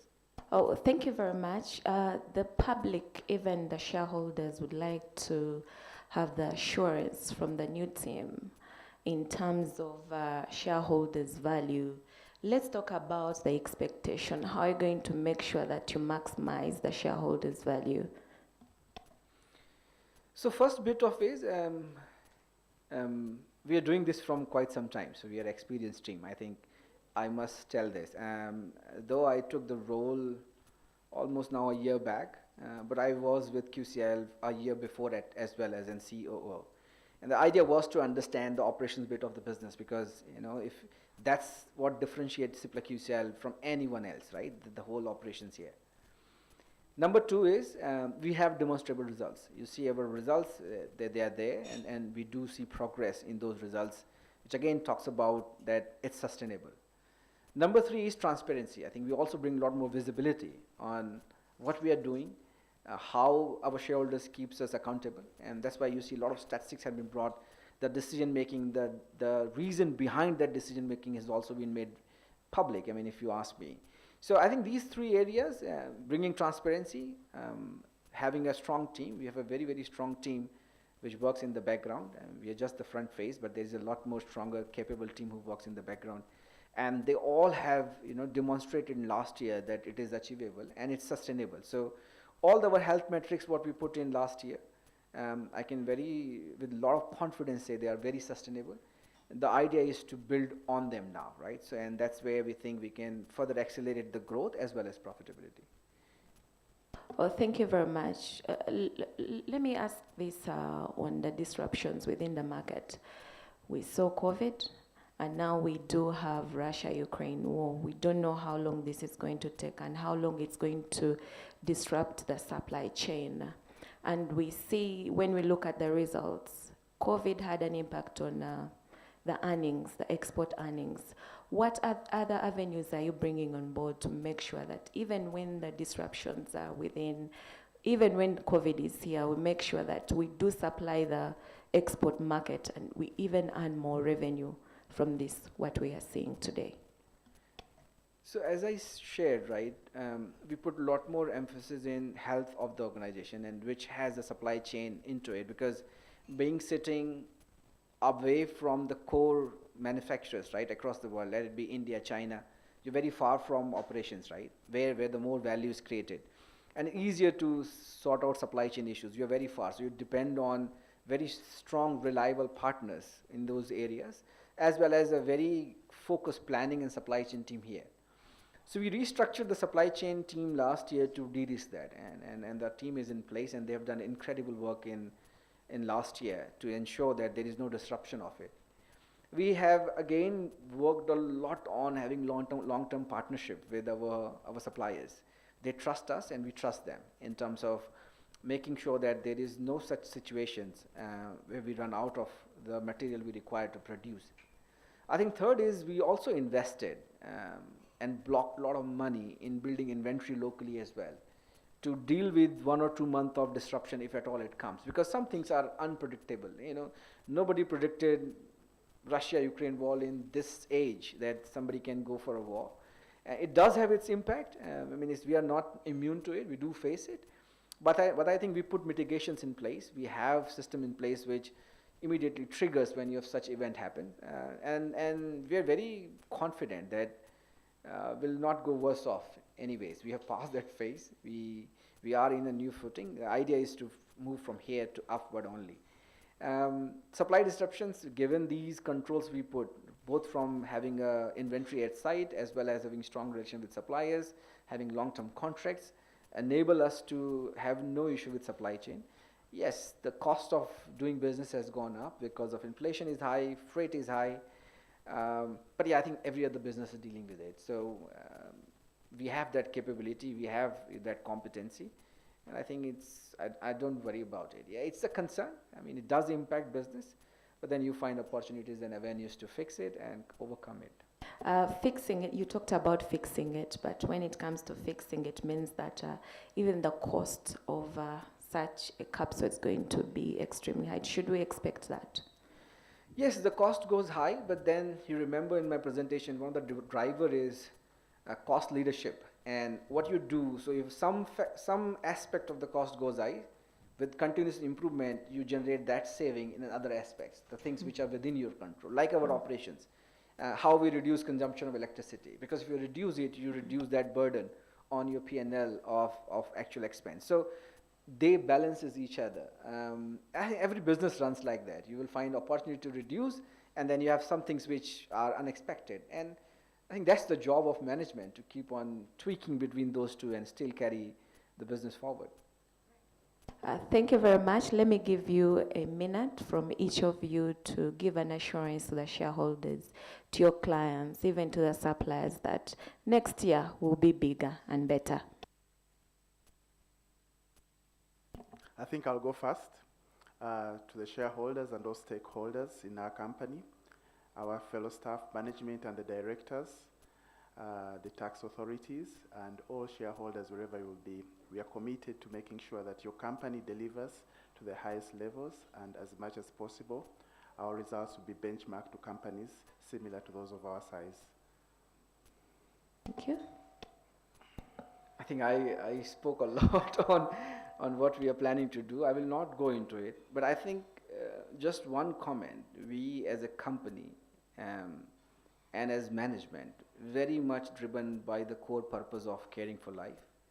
Until it remains in the center, you may have good time and tough time, but you'll in the end succeed on an average level. So I strongly believe that there is not one shot, right? It's progress. I believe in progress. If you progress from one point to other point, it may not be a leap jump of 100%, 150%, but if you're even doing 20% progress, over a period of time, it's create more value. So the management is committed. We have support of our board of directors as well in what we do. We have a very clear strategy and a vision for the company. And our guiding principle is our purpose. So I am very, very confident that over years, the company will create a great success. Oh, thank you very much. It's all about care. And if CIPLA takes care of us, that means the shareholders even will be happy. Not only the shareholders, but even the revenue government is getting from CIPLA is going to increase. Thank you very much. Thank you, and thank you for your questions. Thank you, everyone, for listening to us. Thank you so much, Lydia. I'll ask Ajay and Fred to stay on the stage. Lydia, you can. We are opening it up to a Q&A session. Please, if you have any comments for Fred, if you have any questions, you've heard a lot so far that from the presentations that have been made today. I've seen a hand up. Please introduce yourself, your name, and where you're from.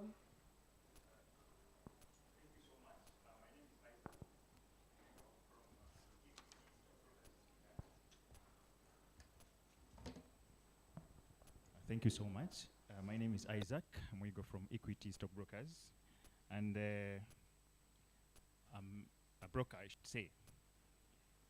Now, my submission is to thank you so much, the management that you've very, very well, and we really appreciate.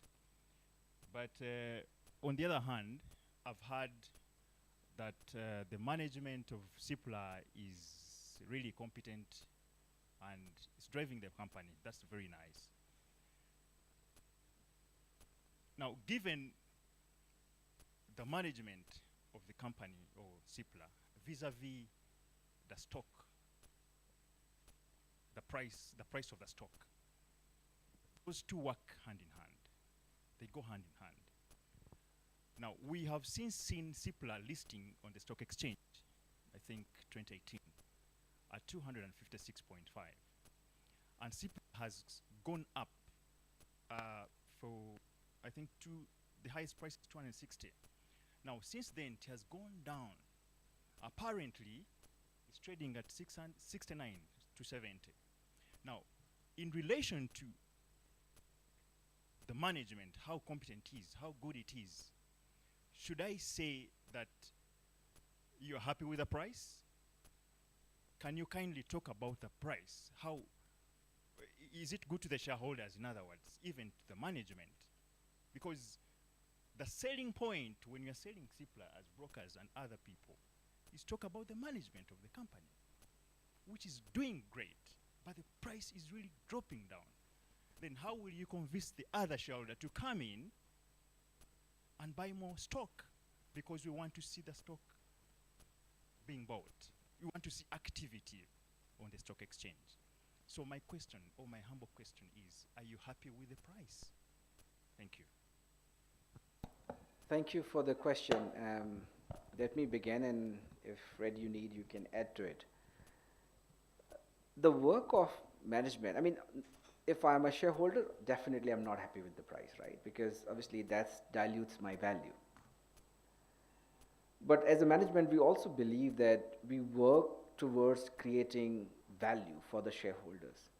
Share price is a market sentiment. I mean, it's what people see in the market. They could be few, they could be a large number of people, but it's particularly a perception of the market, how they see. Our job is to create visibility on what we are doing. Our job is to create transparency on getting those details out, and then leave it to market to see that whether they see value. Now, and that's where we focus as a management, right? We want to work very, very hard, and we continue to work very hard in creating more value, tangible value, not the perceptions. It's unfortunate the share price has gone down, and it's unfortunate that a lot of the valuation, for the shareholders who invested in company, they don't see that value.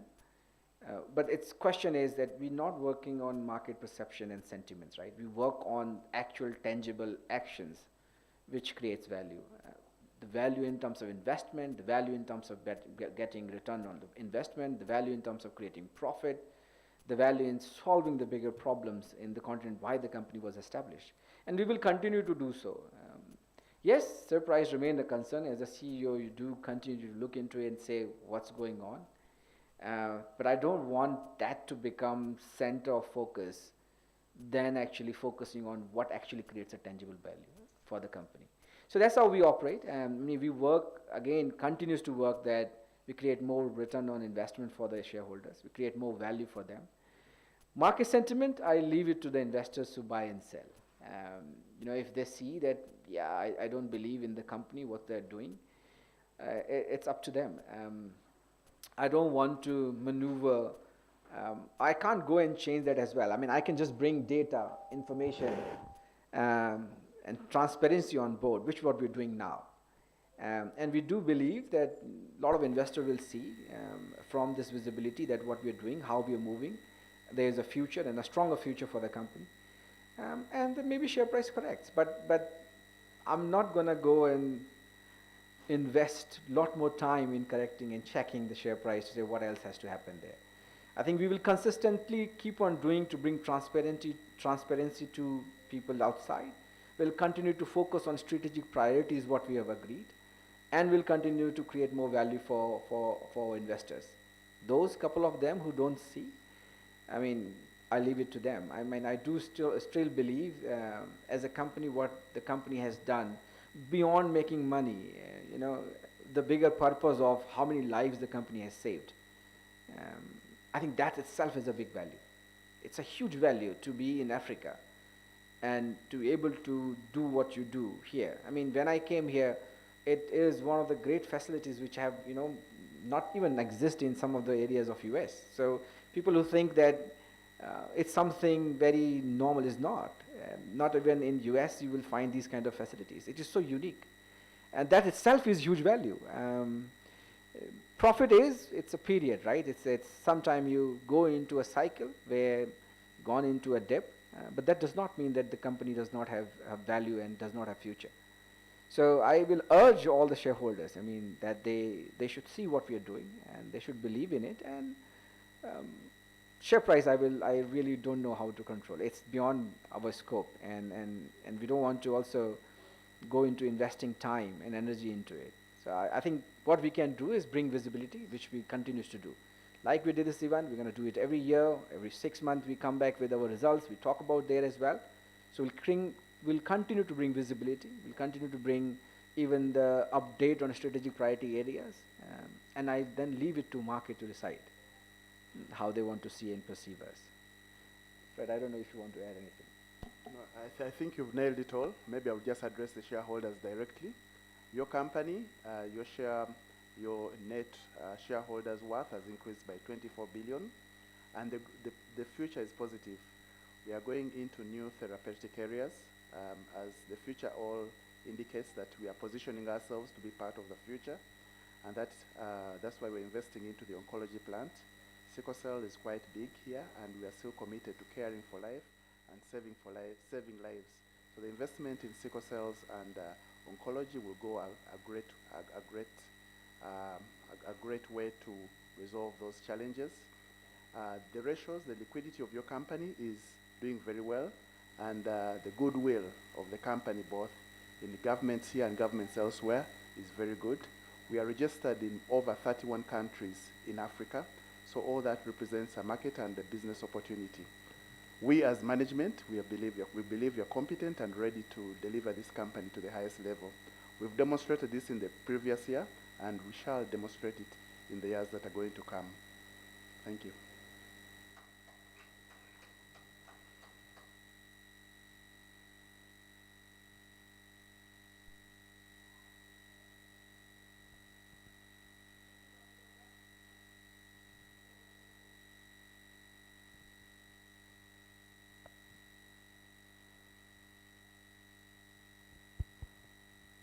Yes, good morning. My name is Ali Twa, and I work with New Vision. Had 3 questions. One was hijacked, but let me first thank CIPLA for the good figures. In the last 3 years, when you went to the stock and the financial could be released, I could just look at the top line, bottom line, and leave the paper and come back to it another time, because the story has been the same, provisioning for Zambia and all that, but this time it has been a different thing that we've seen with the financials. But the question I wanted to pose is on the new products, diversification in terms of the drugs. I don't know how many of the ones you listed are active. I wanted to know their contribution in terms of the top line to this financial year. But also, I know Ajay distanced himself from the figures, but I wanted Fred to give us, in terms of growth projections, you're bringing all these new products online. We are stepping away from the HIV, malaria, and hepatitis B. Give us projection in terms of how this will impact the top line. Of course, this will translate into the issues we have on the stock.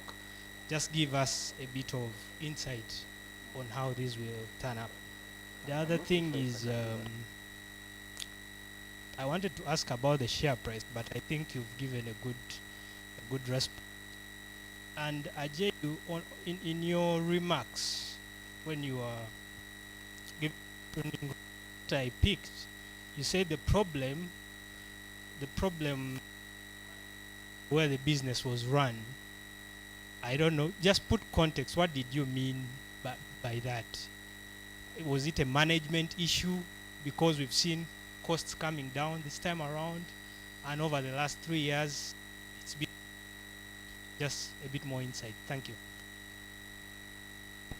Thank you. I'll start from the last question, and Fred is advising me in the year that we can't give numbers, actual numbers, which I understand. Being a listed company, you don't give numbers, but we'll give you some indications. I think that will be fair. What was different? Remember, every business, when it reaches a level, you have to reinvent it, right? Because there is a saying in management that the moment you reach, your employment pool reaches 150. So every time you add 150 more people, you have to really think and change how you operate, because that need is change, right? So the company is in existence. They were working in a way for a couple of years, and it was working very well, right? It is because I think the competition was less, and as the world opens up, as Africa opens up, there is a huge outlook. People are now looking into Africa as an opportunity center, right? Across the world. I've seen that there's a huge interest in Africa now from large manufacturers, pharmaceuticals, which was not the story 3-5 years back, right? So it was a different time. So you have to gear yourself to be competitive with other people who are coming on board. So that's what we did. I think that change was needed to restructure, rework on your cost structures, to make it a more competitive as a company so that you can compete with the new competition which was coming in the market. That's what I was mean by saying that you have to rechange, you have to change something. We did a lot. We structurally changed a lot of things, as well as we focused a lot on what should be the right cost as a company. So those two are the fundamental changes we did between what was happening in past, and obviously driven by a lot by market dynamics. The market was completely changed. See, last 2 years was for many businesses and large businesses the year of survival. If you ask me, a lot of business have really lost over the last 2 years because of the issues. One of the reasons why we came stronger in those tough times as well, because we took those decisions a lot before. As I said, that though I took the role of the CEO last year, but I was here just before COVID started. And the structural changes in pharma, it doesn't change overnight. I want to give you that indication, right? It takes time.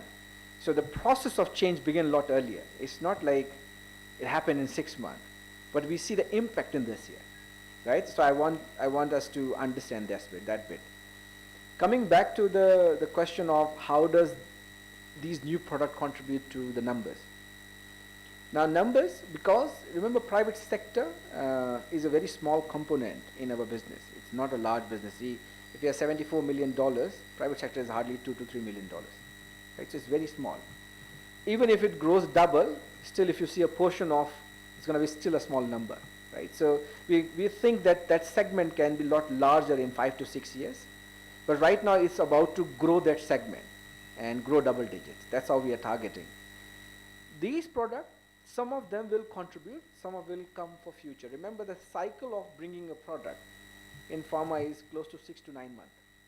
So if you begin a journey now, the product will only available in Q4 of the financial year for certain products, right? So in Q4, it means you have only 3 quarters or 1 quarter to make revenue out of the new product, which becomes very smaller, right? So the net impact you may not see of all of them in this year, right? Some of them will start to generate revenue for this year. Some will continue. I'll give you an example again. Molnupiravir, the new product.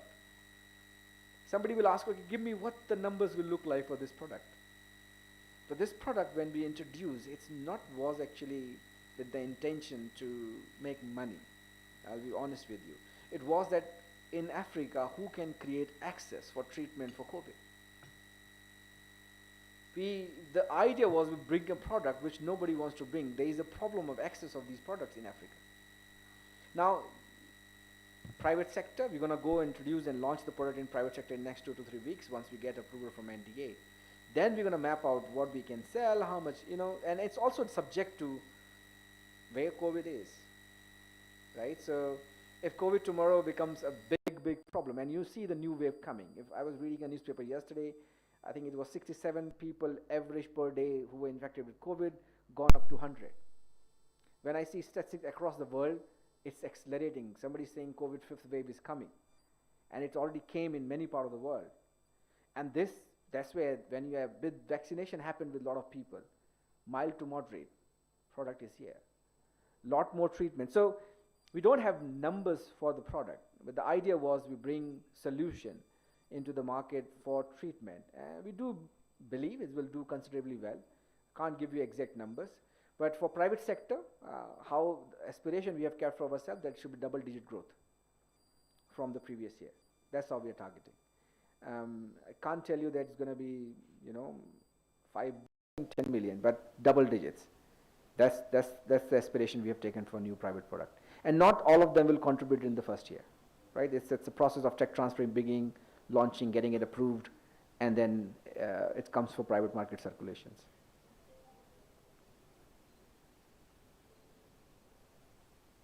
Yes, ma'am.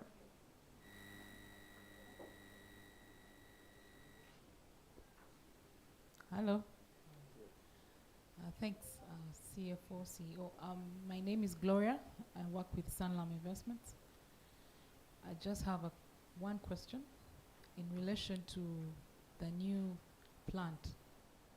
Are you able to guide on the current funding in terms of capex, or at least some capex intensity for that plant? And the funding in terms of debt, where will your debt to equity levels then be? And also in terms of servicing that debt, what is the yield or the rate that you're going to be paying? Just to guide us on our modeling. Thank you. I'll just answer on the funding. The first phase, what we're looking is, we're targeting close to $12 million as the initial investment on the project. I leave in the able hand of Fred to talk about debt to equity funding and how he's planning to fund, but let Fred answer that question. But first phase investment is close to $12 million. Okay. Yes. Sorry. Yes. The capex funding, setting up the factory, will mainly come from debt, and when you have a factory of that facility, you need additional working capital, so that will come from equity. When you look at our working capital now, it's already risen to 104 from 78, so we have reasonable strength to manage that. Then our current debt gearing ratio, I think that's what we call debt to equity, is 0.2. That is, and a company of our size should even be able to go up to 0.5.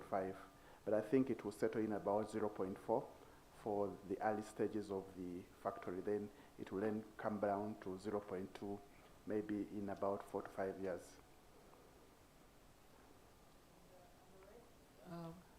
I'm not too sure if I can do that. It will be very unfair to the lenders.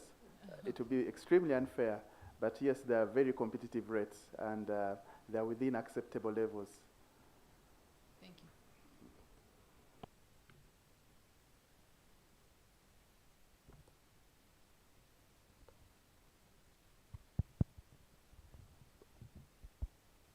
Good morning.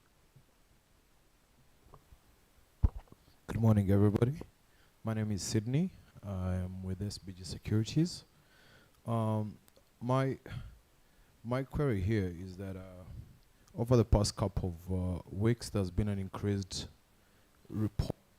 reported disruptions on supply chain industry, affecting majorly the pharmaceutical companies in sub-Saharan Africa. So this ideally means that these pharmaceutical companies are likely to face an increased cost of production, as large amounts of the inputs are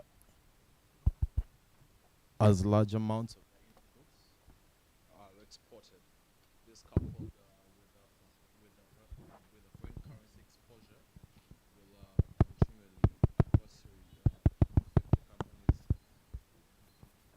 costs, proper strengthening of the dollar. Thank you. Hello.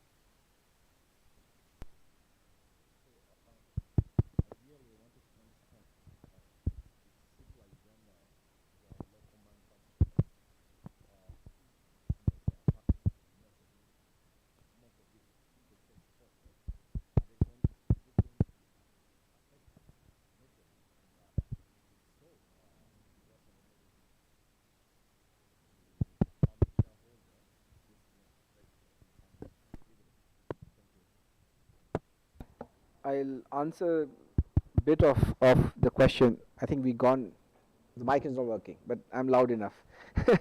But then I'll bring Fred in talking about dividend, the incoming dividend. So to some extent, we have a natural hedge on currency fluctuation, because a large portion of our exports is US dollar based. So all the funders, the institutional buyers, it's all dollar based business. And similarly, the import, what we do is dollar based. So we have a natural hedge in that regard. We do have some impact, but that it could be managed within the teams here.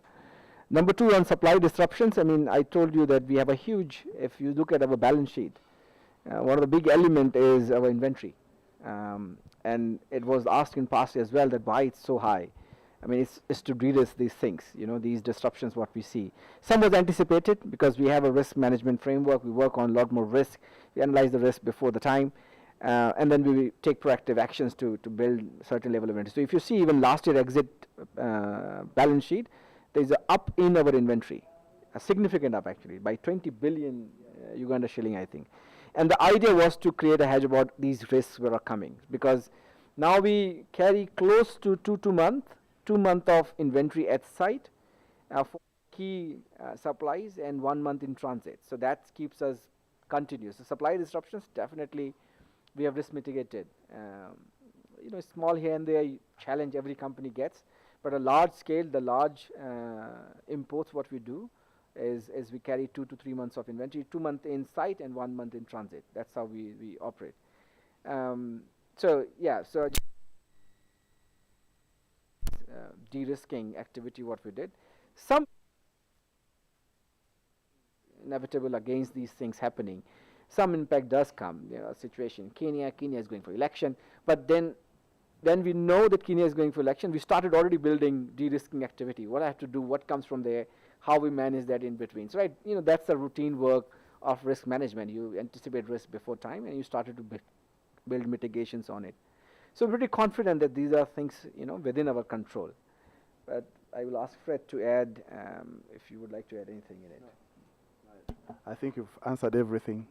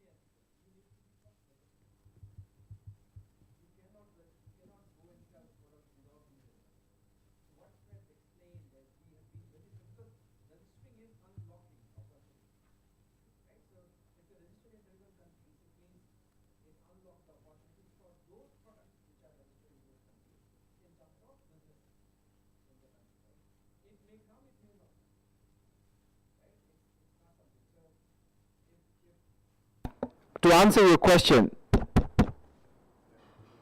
is it working? Okay, sorry. We supply to 19 of those 31. I hope that answered your question, what you were asking. But remember, it doesn't work like we have an opportunity and then we're fighting to register. The registration timelines in Africa is long. And that's why you see now a lot of collaboration and consolidations is happening for regulators as well. Like we have EAC Pharmaceutical Approval Group, we have Zazibona. There is a discussion about African regulatory agency as well. The logic is that they want to harmonize so that the manufacturer, when they go for registration, they don't need to go with each regulatory body. It takes time. I'll give you an example. You know, in some of the countries where we registered the product, it's 3 years and they didn't still issue a certificate. So that's the challenge, right? You don't want to be in a situation when somebody needs your product and then you have a challenge in supplying because you're not registered. So registration is the first tick box we must have, because that opens up that door. When the opportunity comes, you can go and supply.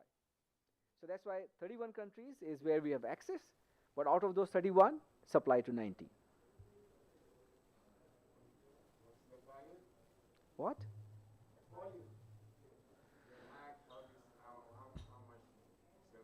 So if I put volume, I think the volume is going to be higher for export versus the domestic consumption. But when I put value, it's reverse. Now I'll tell you why. Why volume is higher? Because most of the export what we do is actually ACTs, which is anti-malarial treatment. Now anti-malaria treatment is significantly cheaper to HIV treatment. So what are the volume we push into export market is almost 70% of what we actually supply in domestic market. But from revenue it reverses, because HIV treatments are expensive to malaria treatment, right? So I think the volume wise we supply a lot more to export than what we supply in Uganda.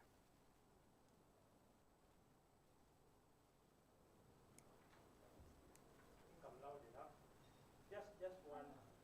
I understand CIPLA listed only 18% of its total equity in the stock. What are the plans from 2% to make 30% of the stock? Yes. Good question. I don't know how to answer this question, but I'm no expert in stock market listing, but I don't know if Fred you can add. I think we're given an additional 1 year, is it? An additional Extension. 1 year extension to have the 2%. No, there was an extension.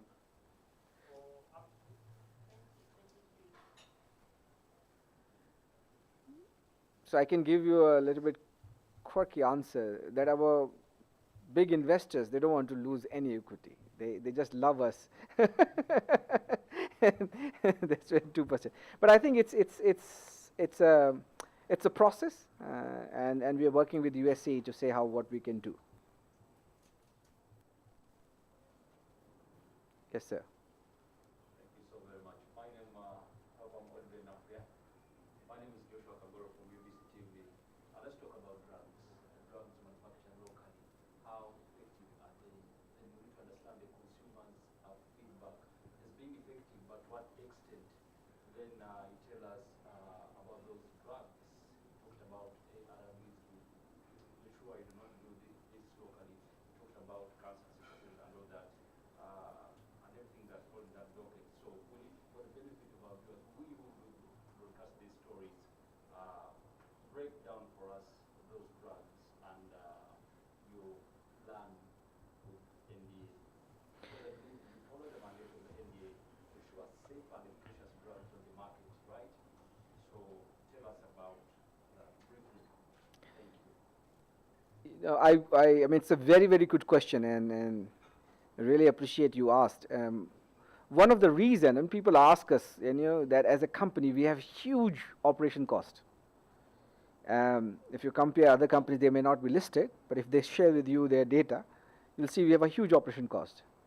And a significant portion of that is actually quality.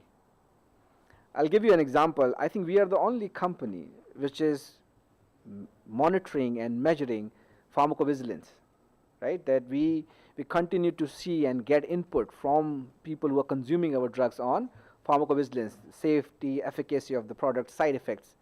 We have set up that system, and we invest a lot of money actually in pharmacovigilance. Again, it's something we as a company believed in, that okay, we need to, whatever drug we move into market, we must get a feedback loop in. Second question you asked on the efficacy and are they efficacious, I think that's what we are trying to solve by venturing into the new therapy areas, which were existing for some time. But a lot of people came back to us saying they don't get that efficacy. Can CIPLA QCIL take the onus on bringing those products? Because we promise quality, which comes with efficacy, what has to be offered. So that has led us to decide the portfolio. Remember, we always worked with diseases which have a bigger disease burden and high impact. Cancer, HIV, malaria. But if you see the new portfolio, we are going into hypertension. We are going into diabetes. We are going into pain. We are going into anti-infectives, which products are existing from long time. Metformin existing long time.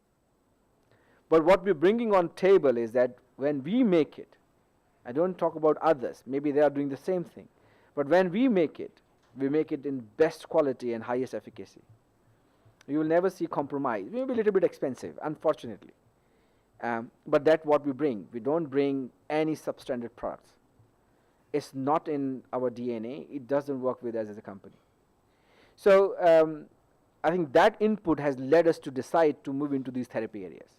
Beyond HIV, malaria, cancer, hepatitis B, sickle cell, why we decided to move into hypertension, diabetes, and anti-infectives, pain.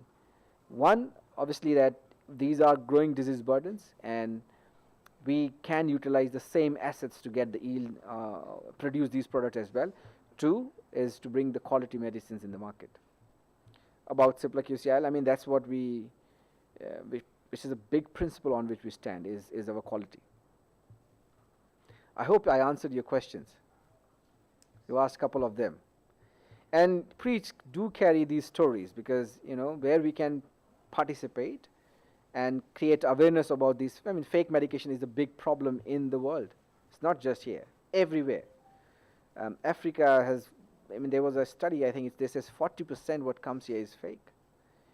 It's alarming. Being a pharmacist, it pains me because I study pharmacy and this is the profession, that people can do this just to make money. Absurd, but it is reality.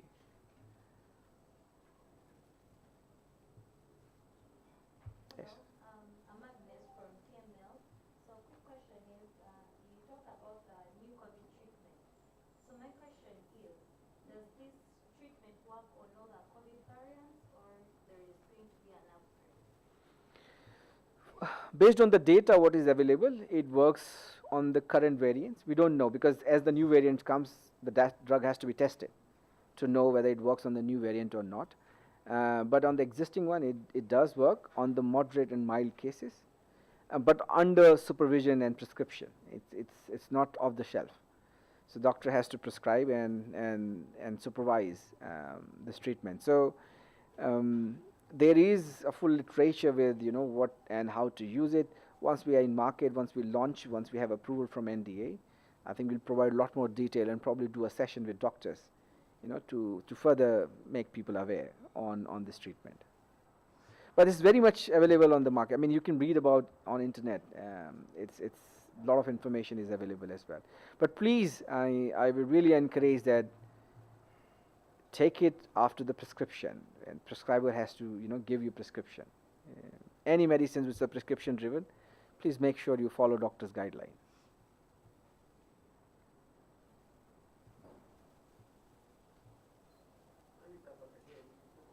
Let's go back to the local market. How is the certainty?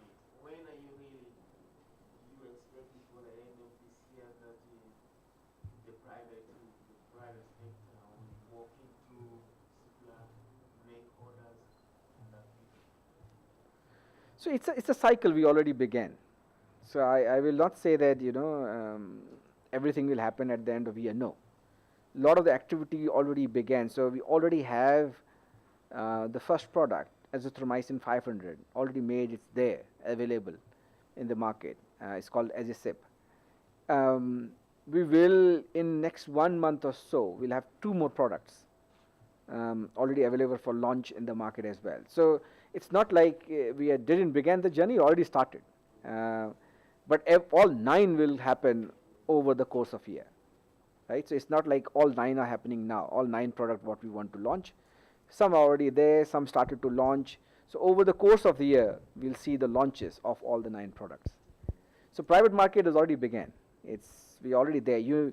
I hope you all have seen our CIPLA Dawn brand banners, promotions. It's a very effective product. So private market, we're already there, and it's getting good traction.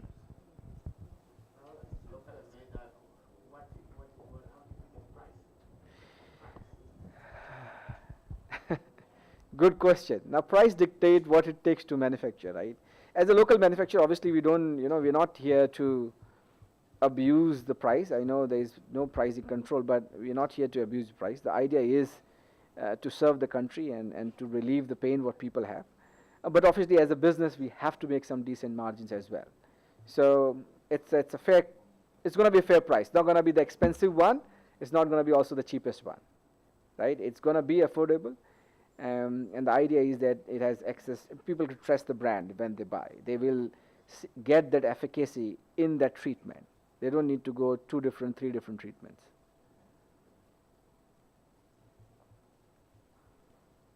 But we're not going to be the expensive one. That I can guarantee.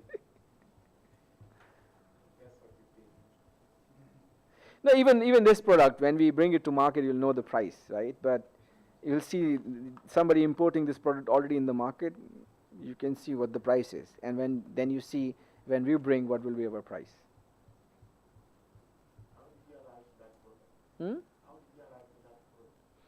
See, COVID, we can remember I told you the product you bring in market is not like a 3-month journey.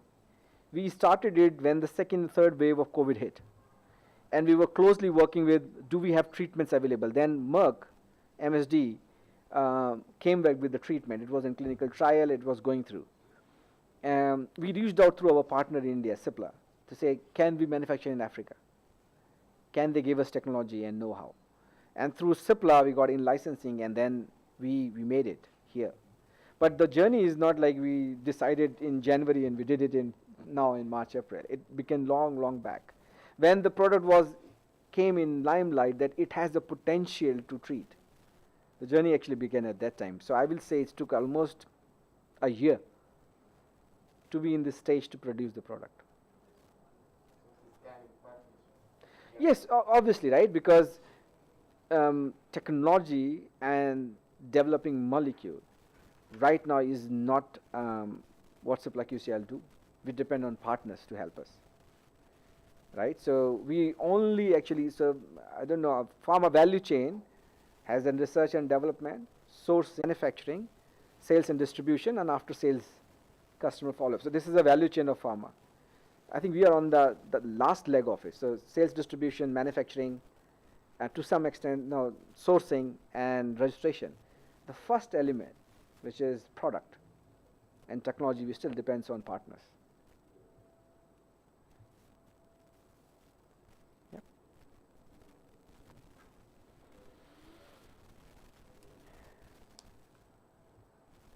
I think there are no more questions. Thank you so much, everyone, for being here with us today. Thank you for your active engagement and participation in our Facts Behind the Figures. Thank you, Ajay and Fred, for giving us this platform to engage with you and ask all these questions. I'm sure that we've gone out of this with more information about CIPLA QCIL. We'll have more engagements of this nature. We look forward to engaging with you more. Thank you for spending the entire morning with us, and feel free to leave at your own leisure. Thank you so much. Thank you, everyone. Thank you.